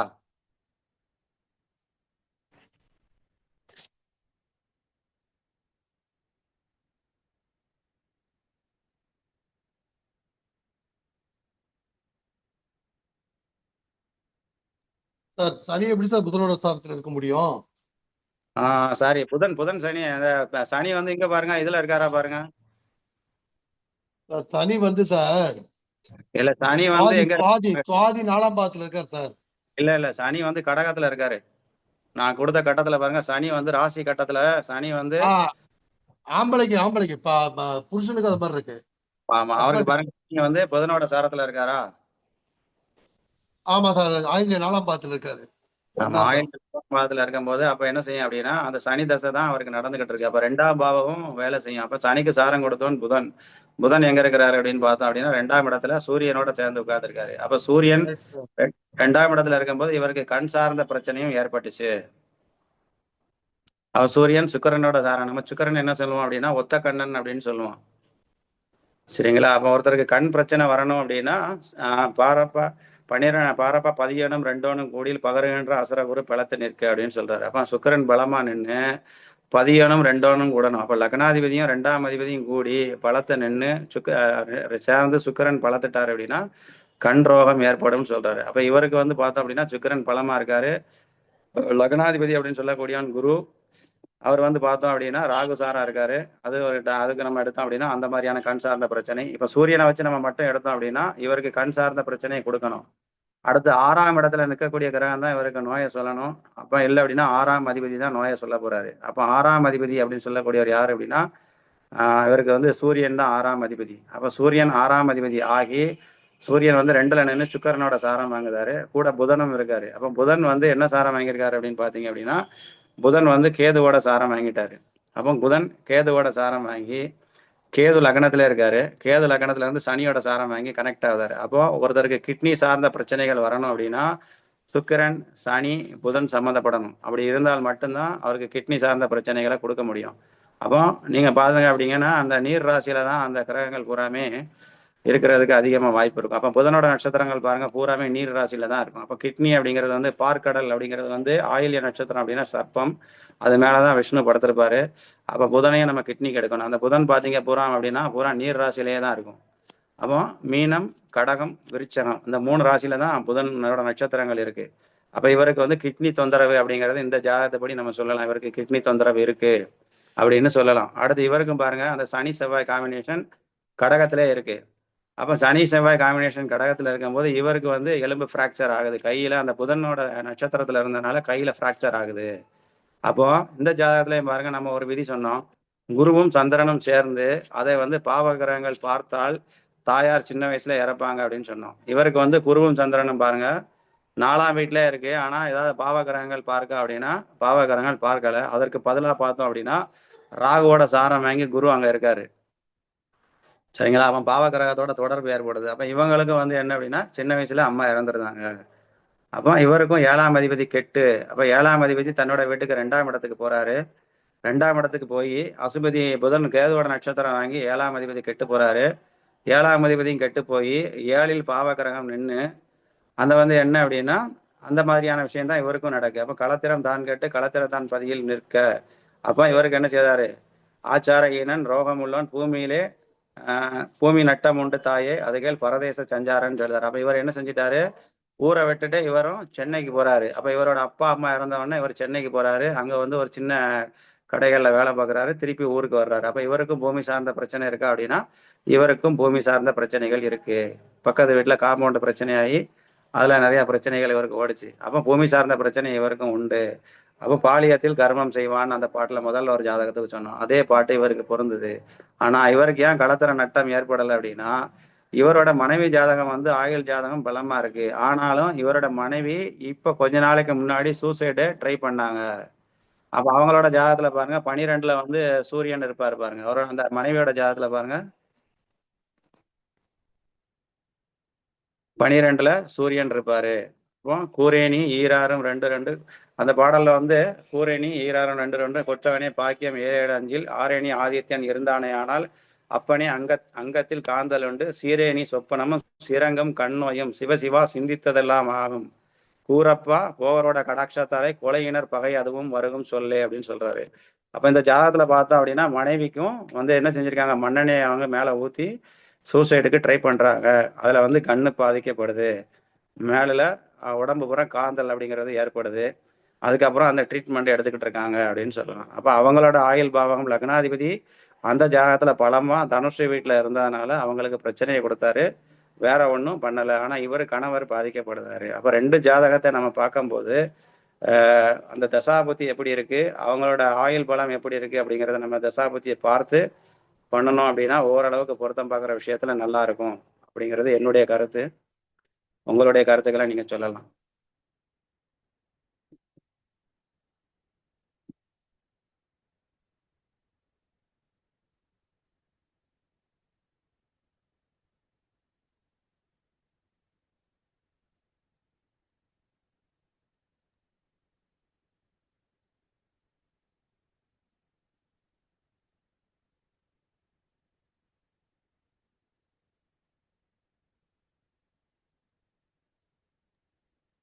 Madam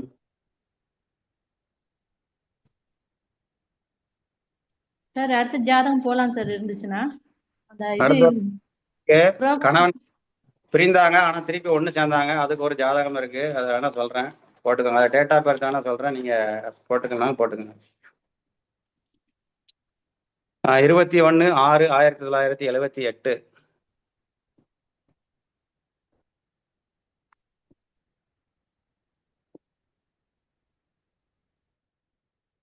21/6/1978 8:30 AM Tenkasi.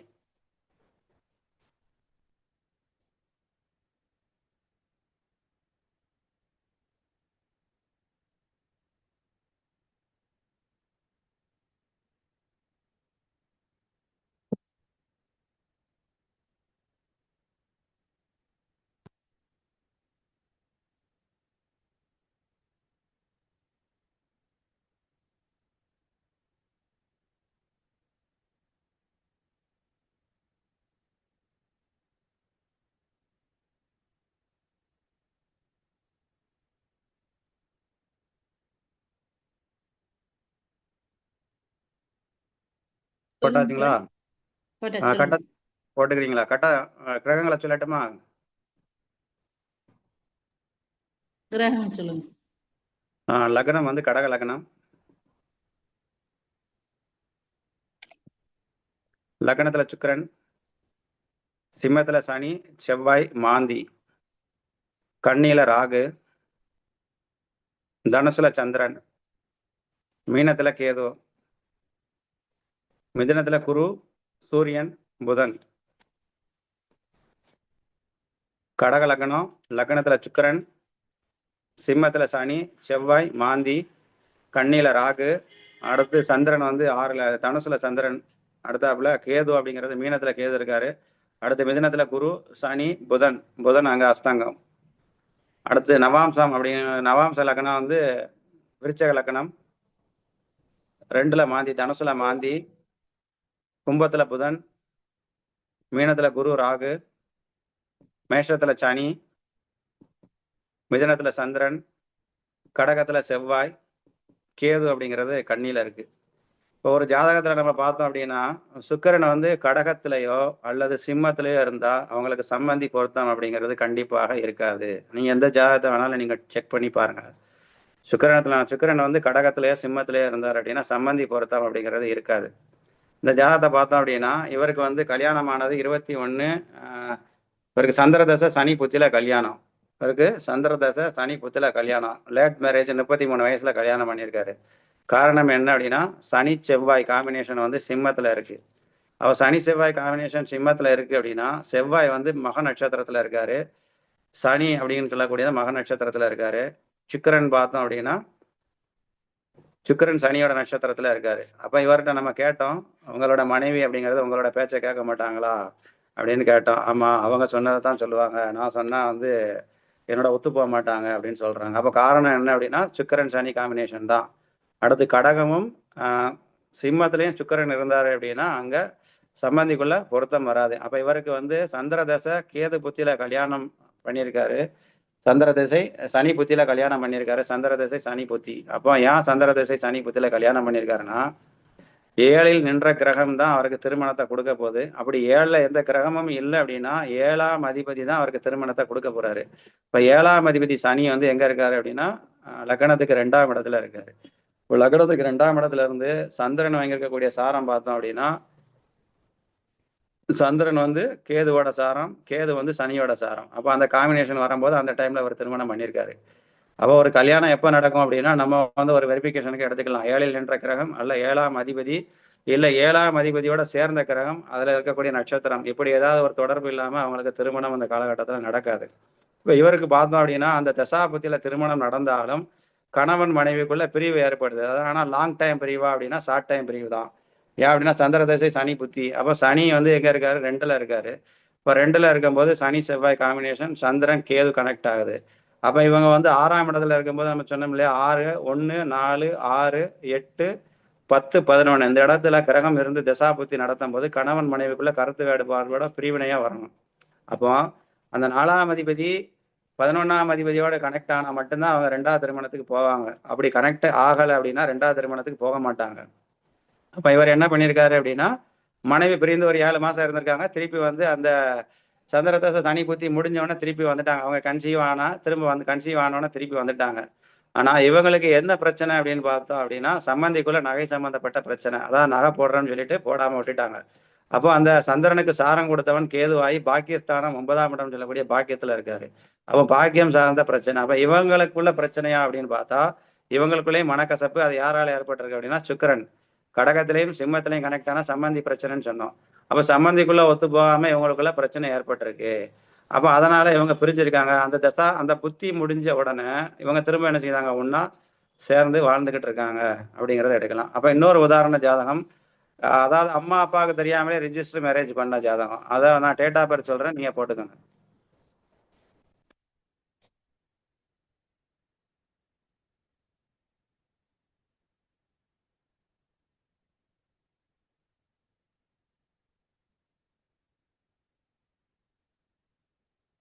எட்டு 2 2002 8/2/2002 இரவு 7:49.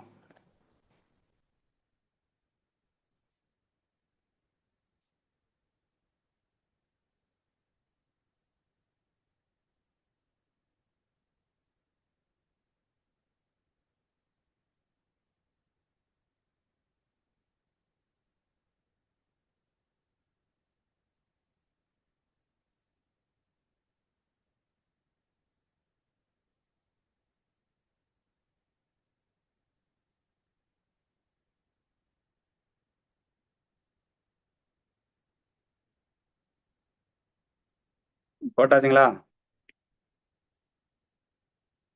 சொல்லுங்க சார். கிரகத்தை சொல்லணுமா? ஊர் எதுன்னு லக்ன சொல்லிடுங்க. லக்னம் சிம்ம லக்னம். ஊர் என்ன சார்? ஊர் ஊர் வந்து கடையநல்லூர். இரவு எத்தனை மணி சார்? 7:49 PM.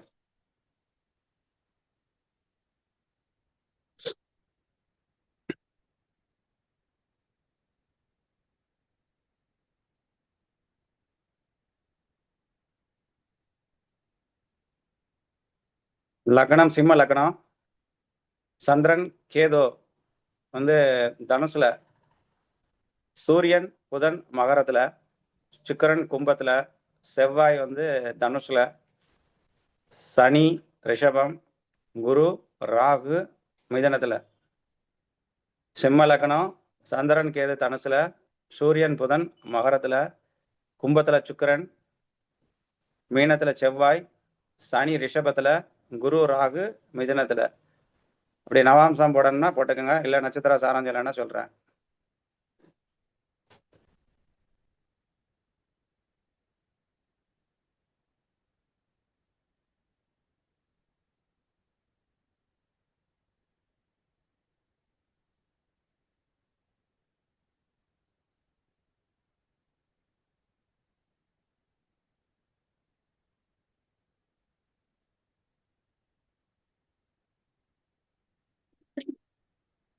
நவாம்சம் சொல்லலாமா? சொல்லுங்க சார். சொல்லுங்க. சிம்ம லக்னம் சூரியன் சந்திரன், சிம்மத்திலே சூரியனும் சந்திரனும், துலாத்துல சுக்கிரன் ராகு, குரு செவ்வாய் மகரத்துல, புதன் கும்பத்துல, கேது மேஷம், ரிஷபத்துல சனி. இப்போ இவங்களுக்கு பார்த்தோம் அப்படின்னா சூரிய தசை நடக்கு. சூரிய தசையில சனி புத்தி நடந்து, சூரிய தசையில புதன் புத்தி நடக்கு. 2025 9வது வரைக்கும் முடிஞ்சுட்டு அதுக்கடுத்து சூரிய தசை கேது புத்தி 14/9/2025 இருந்து 20/1/2026 வரைக்கும் சூரிய தசை கேது புத்தி இருக்கு. இப்போ சூரிய தசை கேது புத்தி 2025 இருந்து 26, 14/9/2025 இருந்து 20/1/2026 வரைக்கும் கேது புத்தி. இவங்களுக்கு பார்த்தோம் அப்படின்னா சிம்ம லக்னம், லக்னத்துக்கு பாதகாதிபதி செவ்வாய். சரியா? செவ்வாய் வந்து 8ஆம் இடத்துல இருக்காரு. செவ்வாய் 8ஆம் இடத்துல இருந்தா, செவ்வாய் வந்து ரேவதி புதனோட சாரம் வாங்கியிருக்காரு. சந்திரன் அப்படின்னு சொல்லக்கூடிய வந்து போராடம் சுக்கரனோட சாரம். சந்திரன் வந்து 14 டிகிரி, புதன் வந்து 4 டிகிரியில இருக்கு. ஆனா அவங்க கொடுத்துருக்க ஜாதகத்துல பார்த்தோம் அப்படின்னா சந்திரனும் புதனும் காம்பினேஷன் சேர்ந்துருக்கு. இது வந்து நம்ம திருக்கணித படி போடுறோம், அவங்க வாக்கியப்படி கொடுத்துருக்காங்க. அப்போ 4 டிகிரி 45 கலையில வந்து 4 டிகிரி 45 கலை 0 வெகலையில புதன் வந்து இந்த ஆப்ல வரும்போது நமக்கு வர்றாரு. ஆனா அவங்க கொடுத்த ஜாதகத்துல சந்திரனும் புதனும் காம்பினேஷன் ஒன்னாவே இருக்கு. அப்ப இவங்களுக்கு வந்து செவ்வாய் 8ல இருக்காரு. இப்ப நடக்கிற திசை பார்த்தோம் அப்படின்னா சூரிய திசை கேது புத்தி. அப்போ சூரியன் வந்து எங்க இருக்கிறாரு பார்த்தோம் அப்படின்னா சூரியன் வந்து லக்னத்துக்கு 6ஆம் இடத்துல இருக்காரு புதனோட சேர்ந்து. அப்ப சந்திரன் புதன் காம்பினேஷன் இருந்தா நம்ம அப்பல சொன்னது மாதிரி என்ன அப்படின்னா நம்ம ஈஸியா மைண்ட்ல ஏன் வச்சுக்கணும் அப்படின்னா இவங்களை வந்து சமைத்த உணவு அப்படின்னு நம்ம எடுத்துக்கலாம். இது ஒரு பெண்ணோட ஜாதகம். சந்திரன் புதன் காம்பினேஷன் நம்ம மைண்ட்ல வந்து ஏன் வரணும் அப்படிங்கிறதுக்காக அதை சொல்றேன், யாரும் தவறாக நினைக்க வேண்டாம். சந்திரன் புதன் சேர்ந்தா சமைத்த உணவு அப்படிங்கன்னு எடுத்துக்கலாம். அப்ப திருமணத்துக்கு முன்னாடியே வந்து அவங்க என்ன அப்படின்னா ஒரு தொடர்பை ஏற்படுத்தி கொள்வார்கள் அப்படின்னு நம்ம எடுத்துக்கலாம். இந்த பொண்ணு என்ன பண்ணிருக்கு அப்படின்னா அப்பா அம்மாவுக்கு தெரியாமலே வீட்டுல வந்து பாத்தீங்க அப்படின்னா ரிஜிஸ்டர் மேரேஜ் ஒருத்தவங்க கூட பண்ணியாச்சு. பண்ணிட்டு 6 மாசமா வீட்டுக்கு தெரியல, அதுக்கப்புறம் தான் தெரிஞ்சிருக்கு. அப்போ 8ஆம் இடத்துல செவ்வாய் இருக்கும் போது என்ன செய்யறாரு அப்படின்னா லக்னத்துக்கு சிம்ம லக்னத்துக்கு வந்து செவ்வாய் பாதகாதிபதி ஆகி அவர் வந்து கேந்திரத்துல இருந்தா நன்மை செய்வாரு. சாரி, திரிகோணத்துல இருந்தா நன்மை செய்வாரு. கேந்திரத்துல இருந்தா பிரச்சனையை தான் கொடுப்பாரு. அது 8ஆம் இடத்துல இருக்கும்போது மிகப்பெரிய பிரச்சனையவே கொடுப்பாரு. அப்ப 8ஆம் இடத்துல இருக்கும்போது செவ்வாய் வந்து ரேவதி புதனோட சாரம் வாங்கி சந்திரன் புதன் காம்பினேஷன் வந்ததுனால இது காதல் பண்ணுது. அதுக்கப்புறம் வந்து திருமணத்தை வந்து யாருக்கும் தெரியாம முடிச்சுக்குது. அதுக்கப்புறம் வந்து அப்பா அம்மா கூட பிரச்சனை அப்படிங்கிறது பிரச்சனையாகி பேச்சுவார்த்தைகள்லாம் தடைப்படுது. அப்ப இதுக்கு காரணம் என்ன அப்படின்னா இந்த கேளப்பா கலை புந்தி சனிசை சேர கெட்டவனாம் துர்க்கி அப்படின்னு சொல்றாரு. அப்ப அவன் வந்து என்ன அப்படின்னா சதா நித்திரை உள்ளவனாம் அப்படின்னு சொல்லக்கூடிய மாதிரியான பாடல், அந்த பாடல் தான் இதுக்கும் பொருந்தும். அடுத்து 7ஆம் இடத்துல பாத்தீங்க அப்படின்னா சுக்கிரன் இருக்காரு. சுக்கிரன் வந்து பார்த்தோம் அப்படின்னா சுக்கிரன் வந்து செவ்வாயோட காம்பினேஷன்ல வராரு. அப்ப அந்த செவ்வாயோட காம்பினேஷன் வந்து சனியத்தோட தொடர்பு வரக்கூடாது. அப்ப சனி பார்த்தோம் அப்படின்னா சந்திரனோட நட்சத்திரத்துல இருக்காரு, சந்திரன் சுக்கிரனோட நட்சத்திரத்துல இருக்காரு. நம்ம வந்து அப்படியே ஒன்று சொன்னோம், சுக்கிரன் வந்து 2 ஆணுக்கும் பெண்ணுக்கும் கலத்திரக்காரகன் அப்படிங்கிறத நம்ம சுக்கிரனை எடுத்து பார்த்து அந்த சுக்கிரன் நல்ல நிலைமையில இருக்காரா, அதாவது கெட்ட கிரகங்களோட சாரமோ நட்சத்திர தொடர்போ இருக்கான்னு பார்க்கணும். இப்போ இங்க பாருங்க, சுக்கிரன் செவ்வாயோட சாரம் வாங்குதாரு. அப்போ அந்த சுக்கிரன் வந்து செவ்வாயோட சாரம் வாங்குதாரு, செவ்வாய் வந்து புதனோட சாரம் வாங்குதாரு, சனி சந்திரனோட சாரம் வாங்கி இப்படி வந்து சார அடிப்படையில பார்த்தோம் அப்படின்னா சுக்கிரன் வந்து உங்களுக்கு சனியோட கனெக்ட் ஆயிடுவாரு, செவ்வாயோட கனெக்ட் ஆவாரு. இந்த மாதிரி எல்லாம் ஆகும்போது என்ன அப்படின்னா கலத்தரம் சார்ந்த விஷயங்கள்ல அவங்களுக்கு பிரச்சனையை தான் கொடுக்கும். அப்ப இவங்களுக்கு வந்து 7ஆம் இடத்து அதிபதி சனியாகி, சனி எங்க போய் உட்கார்ந்துருக்காரு, வக்கரம் பெற்று தன்னோட வீட்டுக்கு 10ஆம் வீட்டுல உட்கார்ந்துருக்காரு. அப்ப சனி வந்து லக்னத்துக்கு 10ல உட்காந்து சாரம் பார்த்தோம் அப்படின்னா சனி சந்திரனோட சாரமே வாங்கிட்டாரு. அப்ப சந்திரன் புதன் காம்பினேஷன் இங்க ஏற்கனவே வந்துருது. அப்போ இந்த மாதிரியான காதல் சார்ந்த விஷயங்கள், வம்பு வழக்கு, போலீஸ் ஸ்டேஷன் இதெல்லாம் போய் சந்திக்காங்க. அப்ப 8ஆம் இடம் அப்படின்னு சொல்லக்கூடியது அஷ்டமத்தான் எவரானும் பணமுள்ளன் அப்பலனை பணிந்து கேளு, சீரப்பா சிறை மரணம் கிரிமேல் ஏறி சிவசிவா விழுந்துடுவான் தேசம் செல்வான், கூறப்பா கொடும்பகையும் கொடுவாள் காயம் அப்படின்னு சொல்லுதாரு. அப்போ கூறப்பா கொடும்பகையும் கொடுமாலும் குடிமண்ணுக்கு மோசக்கேடாம் அப்படின்னு சொல்றாரு. அப்ப குடியிருக்க மண்ணுக்கு கூட மோசத்தை செய்வான்னு சொல்றாரு. அப்ப வந்து என்ன செய்தா, தான் குடியிருந்த வீட்டுக்கு மோசத்தை செய்தா, தந்தைக்கு மோசத்தை செஞ்சுட்டு அவமானத்தை தேடி கொடுத்துட்டு அவ என்ன செய்யறா, போறா அப்படின்னு சொல்றாரு. அப்ப செவ்வாய் வந்து என்ன நட்சத்திரத்துல இருக்காருன்னு பாருங்க, செவ்வாய் ரேவதியோட நட்சத்திரத்துல இருக்காரு. இப்ப நடந்துகிட்டு இருக்க திசை பாத்தீங்க அப்படின்னா சூரிய திசை. புதன் புத்திலே அந்த பொண்ணு மேரேஜ் பண்ணிருச்சு, அது தெரியாமலே வச்சிருந்திருக்கு. இப்பதான் வந்து அவங்களுக்கு 6 மாசத்துக்கு கழிச்சு தெரிய வருது. அப்ப அந்த புதன் வந்து என்ன செய்தாரு, கனெக்ட் ஆகும்போது அந்த சார்ந்த விஷயங்களை செய்யறாரு. அப்ப செவ்வாய் வந்து புதனோட நட்சத்திரத்துல இருக்கிறதுனால அந்த புதன் வந்து ஆக்டிவேட் ஆகுறாரு. அப்ப 6ஆம் இடம் அப்படின்னு சொல்லக்கூடிய நம்ம வம்பு வழக்கு, போலீஸ் ஸ்டேஷன், கோர்ட்டு இது எல்லாமே சொல்லுவோம். அப்ப இவங்க என்ன பண்றாங்க, போலீஸ் ஸ்டேஷனுக்கு போறாங்க. 8ஆம் இடம் வந்து என்ன செய்யுது, 9ஆம் இந்த லக்னத்துக்கு பாக்கியஸ்தானாதிபதியும் செவ்வாய் தான், தந்தையை குடிக்கக்கூடிய கிரகமும் செவ்வாய் தான். அவர் 8க்கு வர்றாரு. அப்ப 8க்கு வரும்போது என்ன செய்யறாரு அப்படின்னா தந்தை அவமானத்தை சந்திக்கின்றார். அப்போ 6ஆம் இடமும் சேருது, 8ஆம் இடமும் சேருது. அப்ப வழக்கு தந்தைக்கு அவமானம் அப்படிங்கிறத கொடுக்கு. அதுக்கு அடுத்து பார்த்தோம் அப்படின்னா 3ஆம் அதிபதி எதுலையாவது சம்மந்தப்படுதாரான்னு பாருங்க, சுக்கிரன் செவ்வாயோட சம்மந்தப்படுவார். அப்ப 3ஆம் இடம் தான் நிச்சயதார்த்தம் ஒப்பந்தம்னு சொல்றது. அப்ப 3ஆம் இடம் ஒப்பந்தம். அப்ப ஒப்பந்தத்தின் மூலம் அந்த பொண்ணு என்ன செய்யுது, கல்யாணம் பண்ணுது. அப்ப 8ஆம் இடம் மறைவு. அப்ப 6ஆம் இடமும் ஒரு மறைவு ஸ்தானம். அப்போ 4ஆம் இடம் நம்ம சொன்னோம், 6ஆம் இடம் சொன்னோம், 8ஆம் இடம் சொன்னோம், 10ஆம் இடமும் சொன்னோம், 11ஆம் இடமும் சொன்னோம். அப்ப 3ஆம் இடம் கனெக்ட் ஆனா என்ன செய்வாங்க, அவங்களுக்கு அவங்களே துணையை தேடிக்கொள்வார்கள். அப்ப 7ஆம் இடத்துல இருக்கக்கூடிய செவ்வாய், சுக்கிரன் வந்து செவ்வாயோட சாரம் வாங்கி புதன் கனெக்ட் ஆகி 3ஆம் இடமும் கனெக்ட் ஆகுது. அப்ப இவங்க என்ன செய்தாங்க, தனக்குத்தானே ஒரு துணையை தேடிக்கிறாங்க. அப்ப அதனால தந்தை அவமானப்படுகிறார். அப்போ தந்தைக்கு அவமானத்தை இந்த ஜாதகம் தேடி கொடுக்கு. அப்ப இவங்க வந்து என்ன அப்படின்னா செவ்வாய் 8ல இருக்கிறதுனால அந்த மாதிரியான பிரச்சனைகளையும் சந்திச்சார். அப்ப இவருக்கு வந்து 2ஆம் இடத்துல உள்ள கிரகம் யாருன்னு பார்த்தா குடும்பாதிபதி புதன். அவர் எங்க போறாரு, 6க்கு மறைகிறாரு. அப்ப அதுவும் பிரச்சனையை தான் கொடுக்கு. அப்ப 4ஆம் இடத்துல பார்த்தோம் அப்படின்னா 4ஆம் இடத்து அதிபதி செவ்வாய் ஆகி செவ்வாய் 8க்கு போறாரு. இப்ப 4ஆம் இடத்து அதிபதி 8க்கு போறாரு அப்படின்னா 4ஆம் இடம் தான் நம்ம வந்து என்ன அப்படின்னா சொந்த பந்தம், நம்மளோட சொந்த பந்தம், பெந்துக்கள் அப்படின்னு சொல்றது 4ஆம் இடம். அதுவும் 8க்கு போய் மறையுது. அப்ப இவங்க என்ன செய்தாங்க, சொந்த பந்தம் யாருமே எனக்கு வேண்டாம், நான் தனியா போய்க்கிறேன் அப்படிங்கிற மாதிரி இவங்க போய் திருமணம் பண்ணிட்டு அங்கதான் இருக்கிறாங்க. அப்ப இது சார்ந்த விஷயங்கள்ல அந்த ஜாதகம் போகுது. அப்ப அந்த பாடல்கள் எல்லாமே நமக்கு கரெக்டா தான் வருது. அப்ப சூரியன் சந்திரன் புதன் காம்பினேஷன் வந்தாலே நீங்க வந்து அந்த ஜாதகத்தை பெண் ஜாதகமா இருந்தா முன்னாடி கொஞ்சம் எச்சரிக்கை பண்ணணும். இவங்களுக்கு முன்னாடியே நம்ம சொன்னோம், ஆனா அவங்க என் பொண்ணுலாம் அப்படிலாம் கிடையாது அப்படின்னு சொன்னாங்க. நம்ம ஏற்கனவே முன்னாடி எச்சரிக்கை பண்ணோம். ஒரு நாம அடிப்படையில படிக்க ஆரம்பிக்கும் போதே சொன்னேன், இந்த மாதிரி சந்திரன் புதன் காம்பினேஷன் இருந்தா பிரச்சனை கொடுக்கும், பாத்துக்கங்கன்னு சொன்னோம்.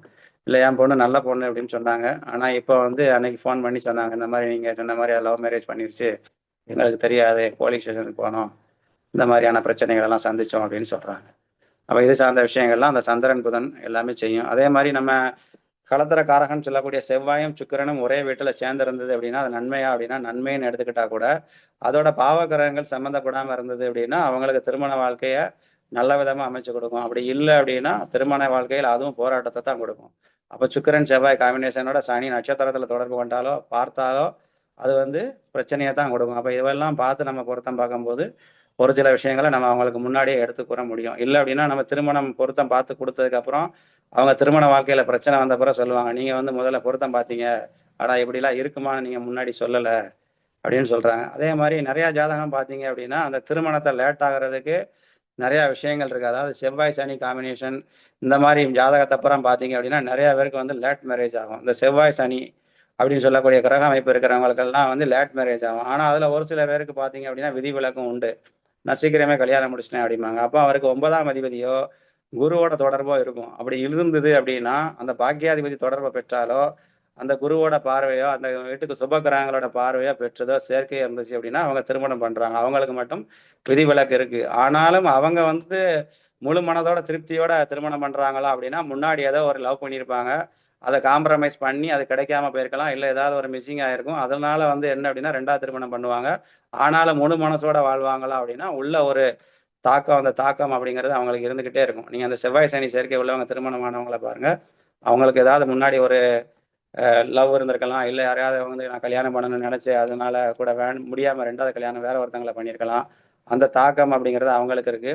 அடுத்து மெயினா இன்னொன்று என்ன பார்த்தோம் அப்படின்னா குருவும் சந்திரனும் சேர்ந்தா நம்ம என்ன சொல்லுவோம், குரு மங்கள யோகம்னு சொல்லுவோம். ஆனா அந்த குருவும் சந்திரனும் சேர்ந்து 7ஆம் இடத்தில் இருந்தாலோ குரு சந்திரனோட சாரத்துல ஏதாவது ஒரு கிரகம் சந்திரன் குருவோட சாரம் வாங்கியோ குரு சந்திரனோட சாரம் வாங்கியோ 7ஆம் வீட்டில் இருந்தது அப்படின்னா அவங்களுக்கு திருமணம் கண்டிப்பா நடக்கிறதுக்கு 99% வாய்ப்பு இல்லை. அப்படி வாய்ப்பு இருந்து அவங்க திருமணம் பண்ணினாலும் கூட அவங்களுக்கு குழந்தை பாக்கியம் அப்படிங்கிறது ரொம்ப ரேர். அவன் அதை புலிப்பாணி ஒரு பாடல்ல அழகா சொல்லுதாரு. பாரப்பா பரம உருவம் பால்மதியும் 7இல் நிற்க சீரப்பா ஜென்மனுக்கு வேட்டமில்லை செந்திருமாள் தேவியுமே விலகி நிற்பாள் அப்படின்னு சொல்றாரு. அப்ப அந்த வீட்டை விட்டு செந்திருமாள் தேவி அப்படின்னு சொல்லக்கூடிய லட்சுமி கூட அவனோட வீட்டுல இருந்து விலகி நிற்பான்னு சொல்றாரு. அப்ப அந்த வீடு எப்படி இருக்கும் அப்படின்னா பாலடைந்த வீடு மாதிரி இருக்கும். அப்ப அந்த வீட்டுல வந்து ஒரு லட்சுமி கடாட்சமே இருக்காது அப்படின்னு சொல்றாரு. சீரப்பா செந்திருமாள் தேவியுமே விலகி நிற்பாள் கூரப்பா குமரி அவள் இல்லாமல்னு சொல்றாரு. அப்ப இவனுக்கு பெண் அப்படிங்கிற சுகம் இவனுக்கு கிடைக்காது. கூரப்பா குமரி அவள் இல்லாமல் குமரனோட வாங்கி சமம் நாசமாச்சுன்னு சொல்றாரு. அப்ப அவனோட வம்ச பரம்பரையா அற்று போயிடும் அப்படின்னு சொல்றாரு. அப்போ ஆரப்பா அவன் விதியை அறையலாமோ அப்படின்னு சொல்றாரு. அப்ப அவனோட விதியை நம்ம வெளியே சொல்லலாமா அப்படின்னு நம்மகிட்ட வந்து கேள்வி கேட்கற மாதிரி சொல்றாரு. ஆரப்பா அவன் விதியை அறையலாமோ அப்பனே புலிப்பாணி அரைந்திட்டேனே அப்படிங்கிற அந்த பாட்டை முடிக்கிறாரு. அப்போ உனக்கு தெரிந்தா கூட நீ அவனோட மனநிலையை பொறுத்து அந்த பாடலை வந்து நீ அவனுக்கு கவியை சொல்லி அதுக்குள்ள விளக்கத்தை சொல்லு, அப்படி இல்லாத பட்சத்துல நீ அவனுக்கு சொல்லாத அப்படிங்கிற மாதிரி சொல்லுதாரு. நான் பாரத ஜாதகத்துல கூட இன்னைக்கு கூட மத்தியானம் ஒரு ஜாதகத்துக்கு கூப்பிட்டாங்க பாக்குறதுக்கு போனேன். அந்த பையனுக்கு 35 வயசு ஆகுது. அங்கேயும் கரெக்டா பார்த்தோம் அப்படின்னா அந்த குரு பிளஸ் அந்த சந்திரனோட காம்பினேஷன் அங்க வருது. அப்போ அவன்கிட்ட முதல் கேள்வி, இந்த பையனுக்கு 35 வயசு ஆச்சு இன்னும் திருமணம் ஆகவில்லை, நீங்க அதுக்காக ஜாதகம் பார்க்க கூப்பிட்டுருக்கீங்க அப்படின்னு. ஆமா ஐயா அதுக்குத்தான் நான் கூப்பிட்டேன் அப்படின்னாங்க. அப்போ அந்த வந்து அந்த கரெக்டா அந்த குரு சந்திரன் காம்பினேஷன். இதே மாதிரி ஒரு 55 வயது நபர் ஒருத்தர் ஒரு 3 நாளைக்கு முன்னாடி சந்திச்சேன். அவர்கிட்டயே நான் கேட்டேன், அவருக்கு கல்யாணம் ஆகலை. அப்போ அவர்கிட்ட கேட்டேன் உங்களுக்கு குரு சந்திரன் இருக்கா காம்பினேஷன் அப்படின்னா இல்லை அப்படின்னாரு. அவருக்கும் ஜோதிட அறிவு உண்டு, அவருக்கு இல்லை அப்படின்னு சொன்னாரு. ஆனாலும் நான் சொன்னேன் நட்சத்திர சாரத்துல கனெக்ட் ஆகுதான்னு பாருங்கன்னு. ஆமா நட்சத்திர சாரத்துல எனக்கு கனெக்ட் ஆகுது அப்படிங்கிறாரு. அப்போ அந்த குரு சந்திரன் அந்த காம்பினேஷன் நமக்கு வருது அப்படின்னா அவங்களுக்கு நம்ம முன்னாடியே என்ன சொல்லணும் அப்படின்னா இளமையிலே நீங்க திருமணத்துக்கு ட்ரை பண்ணுங்க அப்படின்னு ஒரு வழி சொல்லலாம் அவங்களுக்கு. இல்ல சில பேர் என்ன பண்றாங்க அப்படின்னா நான் சம்பாதிச்ச பிறகு கல்யாணம் பண்ணிக்கிறேன், இல்லை நான் வந்து வீடு வாசல்லாம் கட்டின பிறகு கல்யாணம் பண்ணிக்கிறேன் அப்படிங்கிற அவங்களே என்ன செய்யறாங்க அப்படின்னா திருமணத்தை கொஞ்சம் டிலே பண்ணி போறாங்க. அப்ப 29 வயசு 30 வயசு அவங்க தாண்டினதுக்கு அப்புறமா என்ன பண்ணுது அப்படின்னா அந்த கிரகம் மொத்தத்திலேயே அவங்களுக்கு திருமண வாழ்க்கையை கொடுக்கறது இல்லை. அப்ப இந்த மாதிரி கிரக அமைப்பு இருக்கும்போது நம்ம அவங்களுக்கு சொல்லக்கூடியது நீங்க சீக்கிரம் திருமணம் பண்ணிக்கலாம், அதுக்கு முயற்சி பண்ணுங்க அப்படின்னு சொன்னோம் அப்படின்னா அவங்களுக்கு ஒரு வாய்ப்பு கிடைக்கிறதுக்கு சான்ஸ் இருக்கு. அப்படி இல்லாத பட்சத்துல அவங்களே திருமணத்தை தள்ளி போடுறாங்க, அதுவே கொண்டு போய் பெரிய பிரச்சனையவும் கொடுக்கு அப்படிங்கிறத எடுத்துக்கலாம். அதே மாதிரி 7ஆம் அதிபதி வந்து 8ஆம் இடத்தில் இருந்தால் என்ன மாதிரியான பிரச்சனையை கொடுக்கு அப்படின்னா திருமணத்தை கொடுத்த பிறகு அவங்களுக்கு வந்து ஒரு அவமானமோ ஒரு பிரச்சனையோ கொடுக்கு. அப்படி நான் ஒரு ஜாதகம் சொன்னோம் இல்லையா, அவர் பையனோட அப்பா அம்மா இறந்து போனாங்க, அந்த பையன் வெளிநாட்டுல இருக்கான், ஒய்ஃப் ஐடி கம்பெனில வேலை பார்க்கணும். அந்த பையனோட ஜாதகத்தை பார்த்தீங்க அப்படின்னா 7ஆம் இடத்த அதிபதி 8ல இருக்காரு.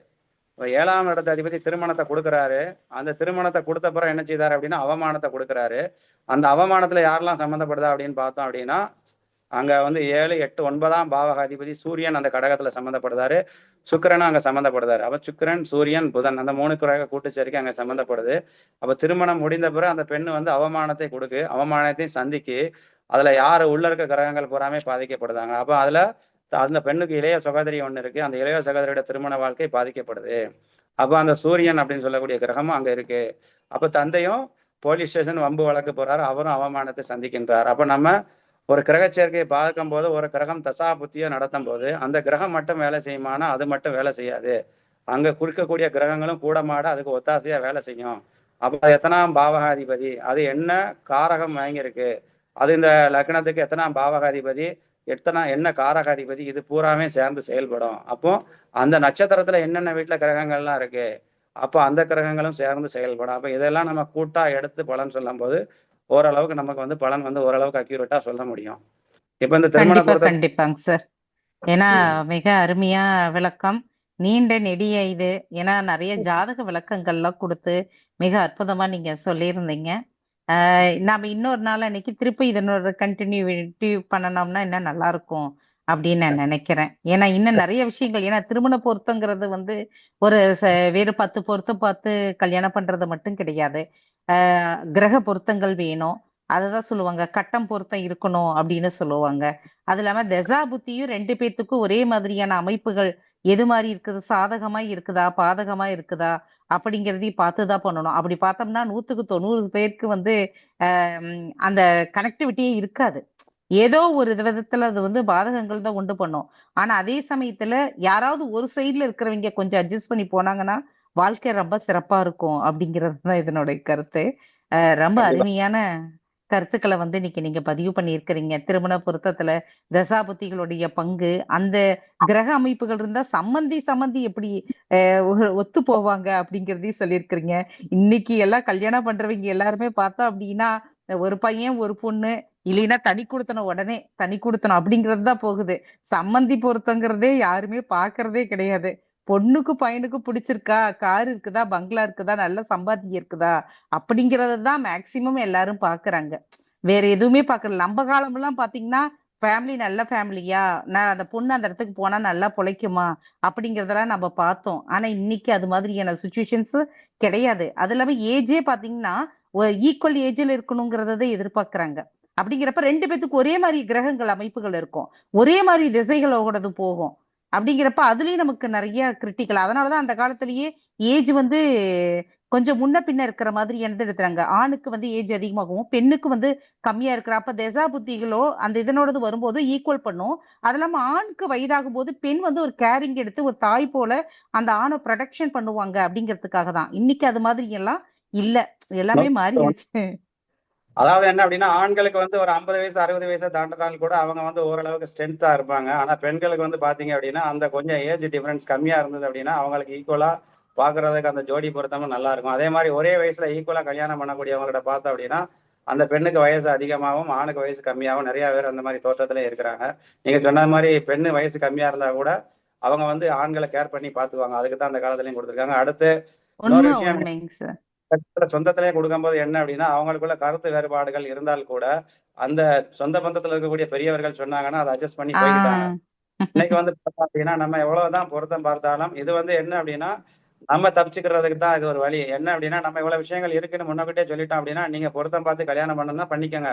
ஆனா இது வந்து ஜோதிடர் இந்த அளவுக்கு பிரச்சனை இந்த ஜாதகத்துல இருக்கு அப்படின்னு நம்ம சொல்லிட்டோம் அப்படின்னா நாளைக்கு நம்மகிட்ட வரமாட்டாங்க. இல்லை அப்படின்னா நம்ம லோக்கல்ல இருப்போம், பொருத்தம் பார்த்து கொடுப்போம். ஐயா நீங்க இதை சொல்லவே இல்லையா, நீங்க வந்து இப்படி சொல்லிருந்தீங்கன்னா இந்த பொண்ணு நாங்க கட்டிருக்கவே மாட்டோமே அப்படின்னா இவருடைய ஜாதக அமைப்பு என்ன இருக்கோ அது மாதிரிதான் பெண் அமையும். அதுக்கு தான் நான் அன்னைக்கு 2 ஜாதகம் கொடுத்தேன், கணவன் ஜாதகம் மனைவி ஜாதகம். அப்ப இவருக்கு எப்படி மனைவி வரணும், இவர் எப்படி அனுபவிக்க போறாரோ அதே ஜாதகம் தான் மனைவி வருவாங்க. அப்ப இவர் வந்து அந்த மனைவியை குற்றம் சொல்லிட்டோ கணவரை குற்றம் சொல்லிட்டோ பிரயோஜனமே இல்லை. உண்மைங்க சார். என்னன்னா ஒரு பொண்ணு கல்யாணம் பண்றதுக்கு முன்னாடி பாத்தீங்கன்னா ரொம்ப அமைதியா ரொம்ப சாஃப்டான கரெக்டா இருந்தாங்க. கல்யாணம் பண்ணின பிறகு பார்த்தோம்னா அவருடைய ஜாதகத்துல அவருடைய மனைவி நல்ல வாயாடியாவும் குடும்பம் நல்ல நிர்வாகம் பண்ணக்கூடிய திறனும் அந்த குடும்பத்தை கட்டி காக்குற அளவுக்கு இருப்பாங்க. ஆனா அவங்க வீட்டுல பிறந்த இடத்துல கேட்டு பாருங்க, என் பொண்ணுக்கு பேசவே வராதுங்க, ஸ்கூலு வீடுன்னு தாங்க இருந்தது, எந்த அளவுக்கு இருக்க மாட்டாங்க அப்படின்னு சொல்லுவாங்க. ஆனா கல்யாணம் பண்ண பிறகு பாருங்க, அந்த ஏரியாவுக்கு அவங்க தான் எம்எல்ஏ மாதிரியோ இல்ல சேர்மன் மாதிரியோ அந்த அளவுக்கு எல்லாத்தையும் ஒரு பாதுகாக்கிறது நல்ல ஒரு இது. ஏன்னா இது யாருனாலனா அந்த கணவனுடைய ஜாதக அமைப்புனால அந்த மனைவிக்கு அந்த யோகம். அதே போலதான் இந்த கணவனுடைய இதுக்கு இந்த பெண்ணுக்கு வரக்கூடிய கணவன் எப்படி இருப்பாங்கிறது இவருடைய சுயஜாதகத்துல கணவர் இப்படிதான் இருப்பாங்க அப்படின்னா அப்படிதான் இருக்கும். எவ்வளவு முரட்டுக்காலியா இருந்தாலும் கல்யாணம் பண்ணன பிறகு பசுமாடு மாதிரியானது கணவன் மனைவி ஒத்து போய் இருப்பாங்க அப்படிங்கிறது இருக்கிறதும் அந்த ஜாதக அமைப்புகள் தான். இது எல்லாமே ஜாதகத்திலேயே நமக்கு வந்து அருமையா அதெல்லாம் சொல்லியிருக்கிறாங்க. ரொம்ப சிறப்பு. அடுத்தபடியா பார்த்தோம்னா இன்னைக்கு ஒரு ஜோதிட டிப்ஸ்ல வந்து நம்ம தண்டபாணி சார், நம்ம திருப்பூர் மாவட்ட ஆலோசனை குழு கமிட்டியுடைய தலைவர் அவர்கள் வந்து ஜோதிட டிப்ஸ் ஓகே, வணக்கம். இன்றைய ஜோதிட டிப்ஸ், அதாவது கணவன் மனைவியுடைய கருத்து வேறுபாடுகள் இருந்து அவங்க வந்துட்டு இணையணும் அப்படின்னா அவங்களுடைய 2 ஃபோட்டோ, பாஸ்போர்ட் சைஸ் ஃபோட்டோ எடுத்து வச்சுக்கணும். அந்த 2 பாஸ்போர்ட் சைஸ் ஃபோட்டோவையுமே ஃபேஸ் டு ஃபேஸ் மேட்ச் பண்ணி ஒரு ஸ்டாப்லர் அடித்து ஒரு புதிய தேன் பாட்டில் ஒன்று வாங்கி அதன் உள்ளார போட்டுட்டு அந்த ஸ்டாப்லரை அடித்ததுடன் ஒரு சின்ன மேக்னெட்டையும் உள்ளே போட்டுடணும். போட்டு 48 நாள் மூடி வச்சிடணும். ஆட்டோமேட்டிக்காக கணவன் மனைவி கருத்து வேறுபாடுகள் சால்வ் ஆகிடும். இது வந்து நம்பர் 1. அடுத்தபடியாக திருமணம் லேட் ஆகிட்டு இருக்கு நிறைவேறதுக்கு, ஆணாகட்டும் பெண்ணாகட்டும். இதில் ஆண்களாக இருந்தால் அவங்க வந்துட்டு நெல்லி மரம் வெள்ளிக்கிழமை அன்னைக்கு ஒரு 20 முறை சுற்றணும். ஏன்னா 20னா சுக்கிரன், அதனால் 20 முறை சுற்றணும். அடுத்தபடியாக அதே பெண்களாக இருந்தால் அரச மரத்தை செவ்வாய்க்கிழமை 7 முறை சுற்றணும்.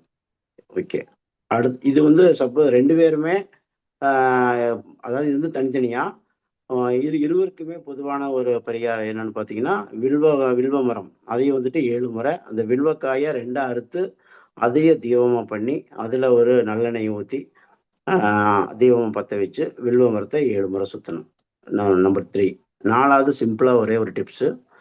யாராவது கிளைண்ட்டு வந்துட்டு இதை வந்து நீங்கள் யூஸ் பண்ணி பாருங்கள். சிங்கப்பூர் போகணும், இந்த மாதிரி நான் வெளிநாட்டு வேலைக்கு போகணும் அப்படின்னு கேட்டாங்கன்னா, சப்போஸ் ஸ்ரீலங்கா அப்படிங்கும்போது இந்த 2லேயுமே சிங்கம்ங்கிற பேர் வருது. சிங்கப்பூரில் சிங்கம் வருது, சிலோன் அங்கேயும் வந்து சிங்களம் நிறைய இருப்பாங்க. ஸோ 2மே சிங்கம் இருக்கிறதுனால நீங்கள் அவங்களுடைய ஜாதகத்தில் சிம்ம ராசியை ஃபோக்கஸ் பண்ணி சொல்லுங்கள். ஓகே, நன்றி, வணக்கம். நன்றிங்க சார். நன்றியுரை வழங்குவதற்கு மஞ்சள் அசோக் மேடம் அவர்களை என்படுங்க. அதாவது இன்று சிறப்புரையாற்றிய ஐயா ஜோதிட ரத்ன ஆஸ்ட்ரோ சுந்தரத்திற்கு சிறந்த வணக்கங்களை அனைவர் சார்பாக முதலில் தெரிவித்து, அதாவது பொதுவாக என்னன்னா, இப்ப திருமண பொருத்தத்தில் எப்படி தசா புத்திகள் அதனுடைய தொடர்ச்சியும் பார்க்கணும், கிரகங்கள் என்ற அமைப்புகளையும் எவ்வாறு ஆராய்ச்சி செய்யணும் அப்படிங்கிறது பாடல் மூலமாகவும் மற்றும் அந்த பாடலுக்கான விளக்கங்கள் உள்ளதும் வந்து ரொம்ப சிறப்பா இருந்துச்சு. இது வந்து அவர் வந்து தன்னுடைய பாணியில வந்து பாத்தீங்கன்னா அப்படியே நதி ஓட்டம் எப்படி இருக்கோ அது மாரி கடகடன்னு ஓடிட்டாரு. நாங்க அதை புரிஞ்சு கொள்ளக்கூடிய தன்மை, ஏன்னா இந்த லைன்ல கொஞ்சம் இருந்ததுனால எதை கொஞ்சம் புரிஞ்சுது. இப்போ புதுசா இருக்கவங்களுக்கு புரியறதுக்கான ஒரு வாய்ப்பு அப்படிங்கிறது நிச்சயம் இருக்காது அப்படிங்கிறது தான் சொல்லணும். நீங்க கொடுத்த அந்த ஜாதகமாகட்டும் அதனுடைய அமைப்புகளாகட்டும் இதெல்லாம் வச்சு மீண்டும் மீண்டும் கொஞ்சம் ஆராய்ச்சி செய்து நம்ம பார்க்கும்போது நமக்கும் ஒரு பக்குவப்படும் அப்படிங்கிறது வந்து எல்லாருக்குமே வந்து சார்பாக தெரிவிச்சுக் கொள்ளுவேன். ஸோ அந்த அமைப்புல இந்த ஜோதிடம் வந்து ஒருவருடைய வாழ்க்கையை வந்து அப்படியே புறம்போட்டு காட்டக்கூடிய ஒரு கண்ணாடி அப்படிங்கிறது தான் சொல்லணும். ஏன்னா எதுவுமே ஒரு வைத்தியத்தை எல்லாம் போனோம்னா நம்ம சொன்னோம் அப்படின்னா தான் அது சார்ந்து அவர்கள் என்ன வியாதி ஏதுன்னு ஆராய்ச்சி பண்ணி சொல்லுவாங்க. ஆனால் அந்த ஜோதிடம் அப்படிங்கிறது நம்ம தெரிஞ்சிட்டோம்னாலே நம்மளுடைய வாழ்க்கையில எந்த நேரத்துல என்ன அப்படிங்கிறதெல்லாம் சொல்லக்கூடிய ஒரு அமைப்பு அப்படிங்கிறது இந்த ஜாதகம்.